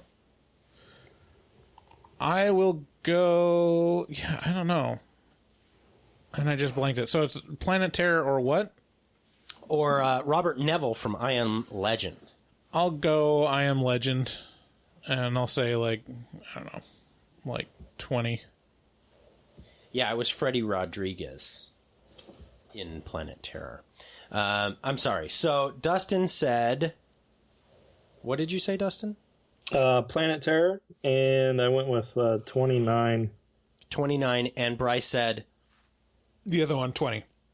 Okay, again, Bryce his command is stretching his lead. He now has 3 points because Robert Neville in I Am Legend killed 56 people, and El Rey in Grindhouse Planet Terror only killed 52. So another one, pretty close. Okay, so you gotta get back on the board here. All right, Dustin. Bryce is how many are there? 3 points ahead. So we got 2 more pairings. Okay. So I mean, but there's 2 points. It's each. possible. Yeah. Yep. So we have Seth Gecko from Dusk Till Dawn, and versus Eric Draven from The Crow. Wait. So is Eric Draven The Crow from The Crow? Yeah. And the other guy is George Clooney? From Dusk Till Dawn? Not sure. Let me pull that up. So, do either one of you want to hazard a guess here? I'll go with From Dusk Till Dawn, because I feel like in that movie, yeah, that's George Clooney, by the way. Does that do off-screen kills count? Because I believe they had a kill count before the movie even started. What?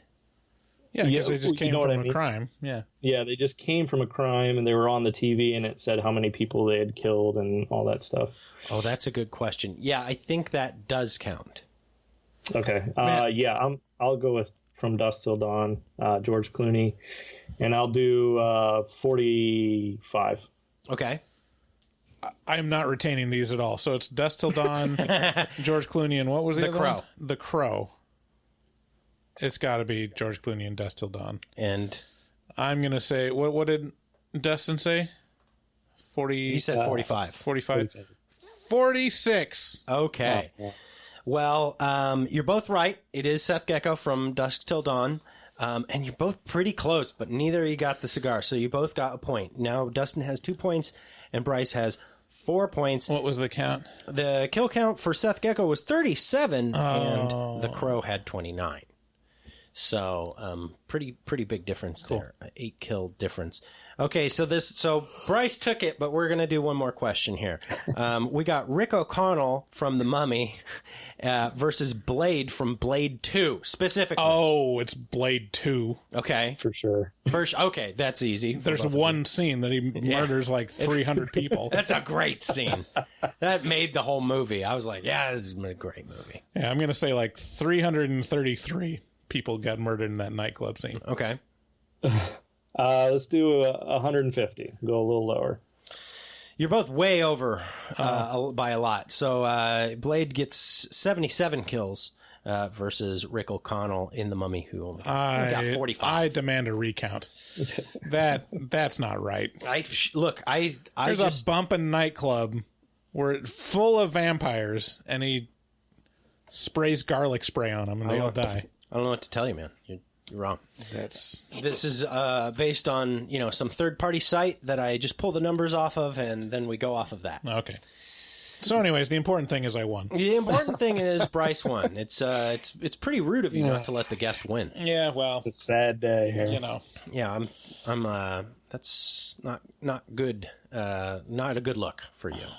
So anyway, so now that was kill count. Now let's get into horror movie talk. Whoores. So this is a little bit that I don't have. I don't have our voicemail account pulled up. Would you mind pulling that up for us? Or actually, I guess I can. Why don't you pull it up so Dustin can hear it? Okay, so Horror Movie Talk Horrors is a bit where if you call our number, our voicemail line, we will play, play your voice on our show, maybe, hopefully. And again, that number is 682-253-4468, also known as 682-253-4HMT. So, with that, let's see what you guys had to say this week. Let's see here. I think our first one is from our patron, Jackal, who's from Kansas. Let's see. Hey, Bebs.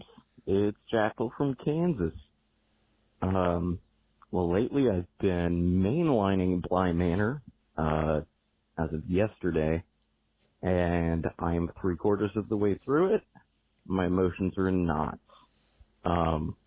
Incredible series. Can't wait to finish it, and I've been listening to the afterpods along with it. Great show. Can't recommend it enough. Blair Witch, also an 8 out of 10 for me. I was too young to get the full experience of like the live press on the phenomena of it as like a project, but I still viewed it as the source of, say, like The Ritual, one of my favorites, the Netflix original, is definitely a derivative of the Blair Witch Project, so I can't give it enough respect. Hope y'all are doing well, and I'll talk to you later. Yeah, thanks for the voicemail there, Jackal. Yeah, he's been mainlining Bly Manor and listening to the Afterpods. Yeah, after show. Sorry, it's a completely different thing. It's totally different. I'm messed up. Have you been watching Bly Manor, Dustin? Yeah, it was actually the first kind of like horror TV show that I've been able to get my wife into, and we watched the whole thing. I mean, the production value on it is amazing. Yeah. The acting is great. I really enjoyed it, but I can't help, putting it up against Hill House, which I loved. But both very good series. Yeah. Yeah, I feel the same way. It was kind of like I wanted another Hill House and instead got like a sad, beautiful thing, which is great, but I still do want another Hill House. I'm like, yeah, but can I please have more of that though? And I think a lot of people feel that way. I think it's a little controversial because there's a lot of news outlets out there that are like, check out the scariest show ever made, The Haunting of Bly Manor. And that's just not fair. Basically every horror movie or show that comes out is like, this is the scariest movie ever. No, people are saying, they're like taking the Donald Trump route. Yeah. A lot of people are saying it's the scariest movie they've ever seen. A lot of people. People are talking about how scary this movie is. It's like, okay. But yeah, I mean, I think it's definitely, I wouldn't say scary is like the top headline. It's, especially if you're like a horror fan, but it is haunting. Yeah. And it's beautiful and at times disturbing, but yeah. Yeah, my wife really likes horror. Bryce's wife is kind of adverse to horror. What's your wife like in terms of horror? Yeah, just like Bryce's wife, she cannot stand it. Really? Yeah. Most of the movies that I watch, I'm watching alone on my phone. We'll watch, Paul Rudd movies with her, and that's about it. I mean, don't get me wrong, Paul Rudd's fine. It's just there's only so much Paul Rudd you can take. Right. I could take as much Paul Rudd as he can give. Oh, you're going to get all Possessor on this and give it a shot with Paul Rudd? I love Paul Rudd. Okay. What's wrong about Paul Rudd? Nothing wrong with Paul Rudd. I'm just saying it's a weird lane to be like hard into. Did you see that Netflix movie with him with like his double? I can't remember what it's called. No. Anyways, it's good. It's a good one. I don't know. Something about Paul Rudd irritates me a little bit. Like, for a long time, I liked him a lot, and then, I don't know, I think he's so smug. That's his niche that he falls into. Like, that's kind of his rut of how he acts with people on the regular. It's just very smug. But it's like a wink smug. It's like, I'm smug, but it's funny. So, we're good. And that fucking irritates me. I love it. I love Paul Rudd. Anyways, next call. VM. Hey guys, this is Andrew from Georgia. My handle is Andrew D. Roberts, so that's where you probably know me from. I was the guy that did not know that your ads were fake because I'm an idiot. But I wanted to say thank you guys for doing your podcast. It is an amazing show. Like I've told y'all before, it's been hard to find a horror podcast that spends time on the movie and covers it without being too much on the information. Like, you give us what we need to hear, but you also put a fun spin on it.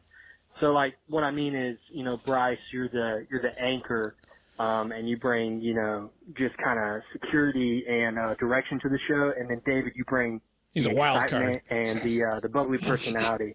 And that's not to say that you guys don't have elements of both, but that's definitely like the mechanic. And I think personally it works really well to merge together and make a baby, which is called Horror Movie Talk. So I just want to say thank you for that. Another thing is your Blair Witch episode, where you're talking about forests. So in Georgia, we have a bunch of trees that are really, really thin, the pine trees. And I don't know if you've ever been to Georgia and been in the forest, but what's scary about ours is not that they're thick, and you can't see anything, but that there's so many of them. Like, for example, I have an aunt who lives in Perry, and she has a house all by itself with like 150 acres of land. And the trees are just so numerous. And man, I'll tell you, at night when it's dark and misty, holy cow, it is magical. It's terrifying. So every time I watch Blair Witch, that's the mindset it puts me in. But anyway, thank you guys. It's a great show. I'm going to be a Patreon member soon once I get my finances straight. But anyway, thank you for the show. You guys are amazing, and I appreciate you guys for coming up with the idea and doing it. So thank you. Bye. Hey, thank you, Andrew. Yeah, that's we should post that on the website as a review. This is I smiled the whole way through the first part of that where he was like defining us. He's like, Bryce, you're the anchor, and Dave is the fun one. Not that Bryce isn't fun. And I love how he talks about how we talk about the movie in depth, but not too much information. And Andrew, the secret is we never research anything. It's the most important part. Yeah, it's really like the secret sauce is we never remember character names. We don't remember at least 10% of the plot. Yeah. We get accents wrong. Right. Oh man, do we? Yeah, we went through the whole Bly Manor. We get cities wrong, states. Yeah, it's really. I mean, that's really like the secret sauce where you have just enough disinformation. Some people get really angry about it. Yeah. By the way, we should thank our new patrons. Speaking of patrons, thank you, Peter, Kate, and Alan for joining up with us and supporting the show. We sure do appreciate it. This is a free show, and it's not like you're just handing money for nothing over to us. When you become a patron, you got access to the afterpods, and you can vote on one movie a month, and depending on for us to review, and depending on your level of patronage, it comes with all kinds of different perks. So again, thank you, Peter, Kate, and Alan for becoming patrons. Okay, so next voicemail. Thank you very much, Andrew. We appreciate you listening. And let's see here. It looks like the next one is from Elizabeth. Let's see. Hey, guys. It's Elizabeth. Just listening to the afterpod of Haunting of Bly Manor. What a fantastic show, first of all, especially that last episode. It really wraps it up with a nice little bow, and, you can go on and feel sad about it for the next month, because I know I am. I'll try to keep this short. I have 2 Easter eggs for you guys that I thought were really cool that I read into. The first one was in episode 5, I believe it is, when they're all sitting at the bonfire, and Hannah and Owen are talking together. Hannah starts to talk to Owen, and she says, our moments are supposed to be like, and then she gets cut off because Jamie and Danny come back. Supposedly, she was supposed to say, our moments are like dominoes. They fall around us like rain or snow or confetti, which is a direct reference to the very last episode of The Haunting of Hill House, when Nell is talking to all of her family members in that red room. So I thought that was cool. And then actually the same thing, episode 9, right before Henry gets revived, Hannah is talking to Henry, and she says, please tell Owen I love him, and that the rest is just, and then she gets cut off again, which is another direct reference to Haunting of Hill House, when Nell says, the rest is confetti, which I just thought was really cool. I mean, there's a couple other little Easter eggs in here that directly relate to that, but those were the 2 that I thought was very, very cool, especially because the last episode, Haunting of Hill House, very, very emotional with the piano music playing, and then, Nell's speech about being confetti. So I just thought that was interesting. I would love to talk about this show some more because I absolutely love it. So have a nice day. Thanks for the call, Elizabeth. I'm always impressed by people who are able to remember that level of detail from shows. I wonder if she must have gone back and watched Hill House recently, you know, to be able to have that kind of recall. Well, didn't you watch it recently too? You didn't get it. Me? Didn't you rewatch Hill House? No. Oh, I thought you did. I may have had aspirations to, but I did not end up doing that. Did either one of you watch Hill House before Bly Manor? Just right before? We're kind of in the middle of it right now, so I haven't got to that last Red Room scene yet. So, yeah, it's I definitely enjoyed Hill House a whole lot. Let's see here. So thanks again for your call, Elizabeth. Let's see what this fella has to say. I think it's a fella.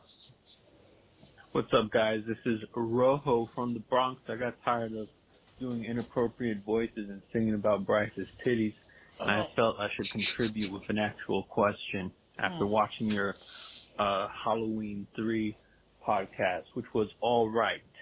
I wanted to know, as a kid, when you see these scary movies, you get really afraid and fucked up in the head. And when I was young, I used to think of ways to kind of ease the fright, and I would think of essentially inappropriate things to do with the main characters, and that would allow me to sleep at night, albeit with a boner. So when I saw The Exorcist the first time, I was really fucked up. But to get over it, I pictured myself fucking Linda Blair in her Exorcist makeup. So how about you guys? What did you guys do to get over your fears and your frights that came from your scary movies? All right, peace.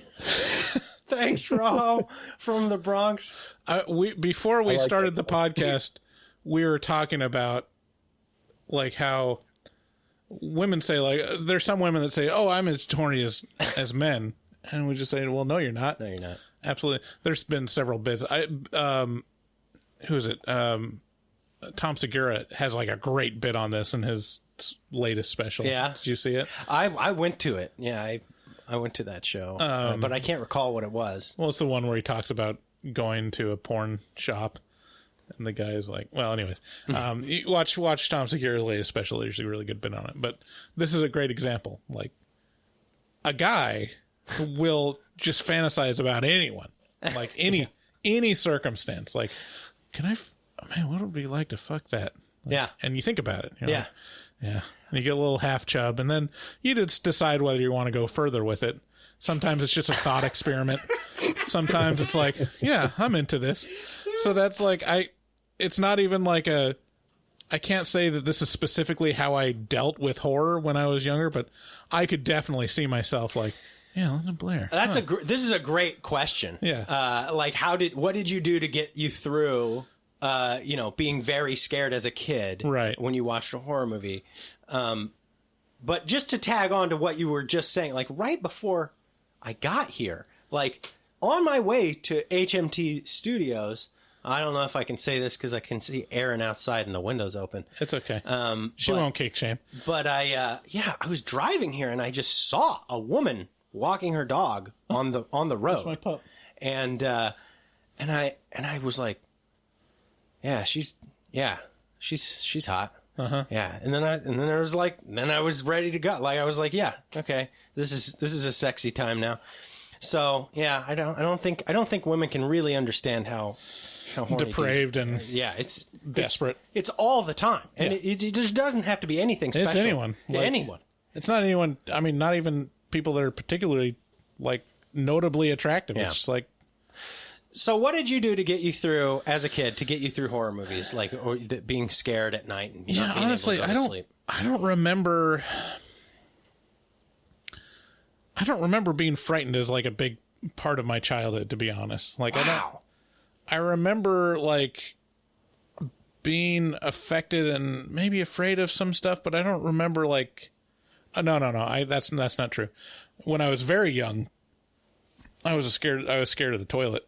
Because I saw the VHS cover of, I think it was Ghoulies 2. Ghoulies. Yeah. And had the monster coming out of the toilet. So every time I flushed the toilet, I thought the sound of the toilet was that monster growling at me. Yeah. So what did you do to get through that? I would flush the toilet and run away. Ah, okay. Every time. Dustin, do you have experience in this realm? Yeah, well, I have an older brother, and he used to torment me with, like, mask, and he would hide in, like, the laundry chute and jump up and scare the shit out of me. So I don't really have an answer to that question, though. I was just frightened all the time. And then when it comes to horror movies, I think I just watched enough of them to the point where I was desensitized. Yeah, so this question really amped. It really, what is it? It really rang true for me because I can vividly remember being like beside myself with terror after watching, whatever it was, and the thing that I would do, and so I was very scared of Freddy. I remember seeing commercials and little bits of movies of Nightmare on Elm Street and just being like, holy shit, that's horrifying. And so if I had to get up and go to the bathroom at night, I would run to the bathroom and run back because I could, I thought he was hiding or going to grab me or something like that. So what I would do to play the little mind game to get me through it was I would imagine his claws, when he reached out for me and tried to stab me with them, they'd all just bend like rubber. And so that would get me to a place where I'd be like, it's not real. And here's how, like, it's like, just make some part of it silly. And, so it's impressive that Rojo, from the Bronx as a kid was overtly sexual, was like, I'm gonna fuck that Linda Blair. Tell you what, like, I don't know. I kind of wonder if there's maybe a little bit of abuse in his childhood or something like that, because that's really early. That's really early to be thinking about that kind of stuff. No, I don't know. I don't know. I think if you look back on when you like started having sexual feelings, like, it's shockingly early. Yeah, feelings, but not like full blown. Like, now I'm thinking about sex. Like, I'm gonna do her in her Linda Blair makeup. Like, that's pretty fucked up. Yeah, I don't know. I mean, yeah. I remember, like, talking about doing girls before I even knew what sex was. Wow. Like, really understanding it. Do you? I'm gonna get you. Yeah. Do you? Anyways. Pervert. Okay, here's our next caller. Here we go. I think this is my close friend. Hey guys, it's Brad Biggin here. I've just been listening to your podcast, and it kind of brought me to a question. Calling from Portland, by the way, in case y'all didn't know. I know I'm a huge fan of monster movies. That's like me into horror that I love watching. And the iconic ones like Jurassic Park, Jaws, blah, blah, blah. What do you guys think sung monster movie that we should all watch? One that kind of got bypassed by the mainstream media. So anyway, hope you guys are having fun. Hope you guys are having a good day. I love you all, and I just really want to motorboat both of you at some point. Later. Yeah, that's my buddy Brad. He's also a patron. He's a founding patron. He may have been the first. And he's a very large man. Yeah, you would be astonished at how big Biggin is. If he wanted to motorboat us, I don't think there's anything that we could do to stop him. No choice. If he really tried. So his question was, what is an underrated monster movie? Because he likes monster movies a lot, and he wants to know what something was that we didn't hit, that maybe not so mainstream. That's a hard one. It's hard to think about monster movies, to be honest, that aren't like the super mainstream ones. Can you think of any, Dustin? Yeah, I would say, I don't know if this counts as mainstream, but The Host, which is a Korean movie. Oh, okay. Yeah, it's same director as I believe Parasite. But that's a really good movie. Okay, and that's a monster movie? Yeah. Not the one that you guys watched on Zoom or whatever. No, that's so the one we reviewed was Host, and you're talking about The Host. The Host, I believe. Let me double check. I have a big time favorite monster movie, and it is, I think it's Norwegian. It's Troll Hunter. I love Troll Hunter. Have either of you guys seen that one? I have. What did you think of it? It was good. I mean, the CG however they did the effects was pretty cool, and the trolls were just like, I remember them being really gruesome looking. Yeah, they were great, and the scale of them was monumental. You know, it's like bigger than Godzilla sometimes. It's pretty impressive. I think there's one that I just remembered. I think it's this one. Yes, I think it's Monsters. Yes, I think about that one frequently too.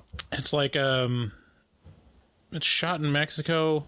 Yeah, and it's just basically it doesn't really focus on the monsters themselves, but there are giant monsters that are like wreaking havoc, and you just kind of experience it from a distance. Yeah, like seeing the after effects and seeing these people trying to escape. That's a great one. That's more of a moody one than like a straight ahead monster movie, but that is one that probably passes a lot of people by. Also, the Mist was awesome. I don't know if that's mainstream or not either, but just like those huge, long-legged monsters towards the end in the Mist was amazing. Okay, so we got a couple here, so I'm just going to do two more, because there's actually Bugsy hit us up a lot. Yeah, Bugsy did it like 3 voicemails. Do the last one, the ones where he says Brian Weston. Okay. That one's the good one. Okay, here we go. Hi, it's Brian Weston. My friends know me as Bugsy, sometimes Bugsy Siegel. Much love, and how are you doing, B&D, Bryce David? Anyways, I thought I would tell you a story about my trip to the woods. When I was younger, I lived in Maryland. I am from Maryland. When the Blair Witch Project came out, I remember going down the four-wheeler trails with my buddy's cousin. She was hot. This is before I lost my virginity. I should have been trying to bang her, but instead we were in the scraggly woods. We got lost in the scraggly woods. And I remember, everywhere we go, it felt like we were circling around. Finally, we saw like some abandoned, in the middle of the woods, like abandoned appliances, like a stove, and like a dishwasher, just a whole bunch of shit. Kind of looked like a house that burned down, maybe, and they left all that stuff. And from that point, we were walking. We stumbled upon a house. Next thing we know, we hear a chainsaw, and she looks and sees me running for my life. I completely left that bitch to die. Seriously, situation like that, I was waiting my entire life for it. I'm in the scraggly woods. I hear a chainsaw. That's all I had. And my fat ass, I was on Wellbutrin, Ritalin. I definitely, medicine caused weight gain and excessive eating. My fat ass was running like Fat Abbott behind an ice cream truck. Anyways, that was my story from the scraggly woods. I left a blonde that I should have been trying to bang. I left that bitch to die in the woods. Much love, HMT, Horror Movie Talk, and I hope you never get stalked in the woods, because nothing good ever happens in the woods. I like that he never mentions what happens to the girl. Well, he doesn't. And I never saw her again. He ran away from her. That's a great story, Bugsy. Thanks for that one. And with that, I'm done. This is a long fucking show. You guys got your money's worth, which is you didn't pay anything, unless you're a patron, in which case I love you very much. And thank you very much for listening. Thank you for coming on the show, Dustin. We really appreciate it. And thanks for having me, man. Hopefully I didn't mess up your guys' rating or anything. Oh, dude, it's an inevitable downfall from here. We hit the high water mark and the dizzying highs. And so with that, and thank you for all the art that you've done for us. Will you stick around to record an afterpod with us? Yeah, I can. Okay, cool. All right. So with that, we love you very much. Make sure to check out our website. That's horrormovietalk.com. Make sure to share the podcast with a friend, because that is how we grow. And of course, become a patron or do your shopping on Amazon after you click through the link in the header of our website. Big special thanks this episode to Dustin Goebel. You guys should check him out on his website. Give yourself some plugs here, Dustin. Where should people find you? Mostly the Instagram, dgoebel00 at Instagram. You can also go to my website. It's dustingoebel.com. Yeah, and even if you don't need artwork, I'm always open to chat with any of the listeners as well. Yeah, what do you think about that Facebook group, the Horror Movie Talk Facebook group? It's awesome, man. It's super entertaining. And Bryce, what are you doing? I'm just preserving my energy. Okay. No, yeah. Join the Facebook group if you haven't. There's a lot of fun people there, and it's just a constant conversation. Yeah, it's crazy. I don't know how we lucked into such great fans, but they're constantly on there, all talking, usually respectfully, unless, man, some people have some strong fucking opinions. Like, nothing M. Night Shyamalan has ever done has been good in the least. And it's like, are you joking? Anyway, so you guys have a great week, and we love you very much. Bye. Bye. Looking for a podcast full of burps and gas, perverted cast, skinny and fat? Look no further. Horror Movie Talk is accidentally funny, begs to donate money, fake sponsors for dummies, and so much more. New episodes every hump day. They'll pickle your dickle for foreplay. Patreon members have it your way. Vote for a movie every month for the review. Choppa choppa, don't just stare at it, eat it like a taco. Put your tongue through the phone hoodie, Picasso. Look at them hot kids, swear not a pedo. Got me too'd with Cosby eating jello. Pudding Pops done gave Bryce flatulence. Drain addict Dave doesn't give a shit. 1 through 10, is it horrible or excellent? Oil me up, daddy, is dinner Robinson. Kiss Bryce Hansen. Look at them hot kids, Chris Henson. Masturbate with a crucifix, exorcist. Face huggers, chest bursters, alien. Linda Blair peed on Sigourney Weaver. I know it's true cause it came from social media. Patrick Bateman can't understand you. Stab you to death for rotten apple reviews. Opinionated podcaster with a doctorate. Spookology, doctor of philosophy. Bad gastritis, need colostomy. Turn Patreons into human centipedes. David Doobie Day, scare him, no expert. And Goebel fucks hard, professional sexpert. Afterpods, taglines, and porno flicks. American Psycho, them guys pretty sick. Choppa choppa, don't just stare at it, eat it like a taco. Put your tongue through the phone hoodie, Picasso. Look at them hot kids, swear not a pedo. Got me too'd with Cosby eating jello. Pudding Pops done gave Bryce flatulence. Drain addict Dave doesn't give a shit. 1 through 10, is it horrible or excellent? Oil me up, daddy, is dinner Robinson. Nothing good happens in the woods. Always get more than you bargain for. Got a pickle to dickle, machines tickle bitties. Killer on the phone, ain't no sharing stove.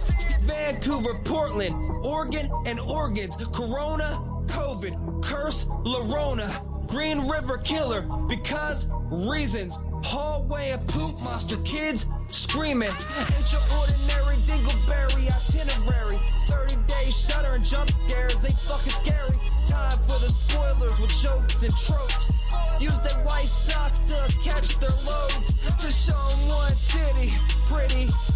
Paganism you should worship, they Teflon dicks. Pacific Northwest, let them see one breast. Shifty eyes stay spooky, poor man's digress. Bugsy, HMT, Horror Movie Talk.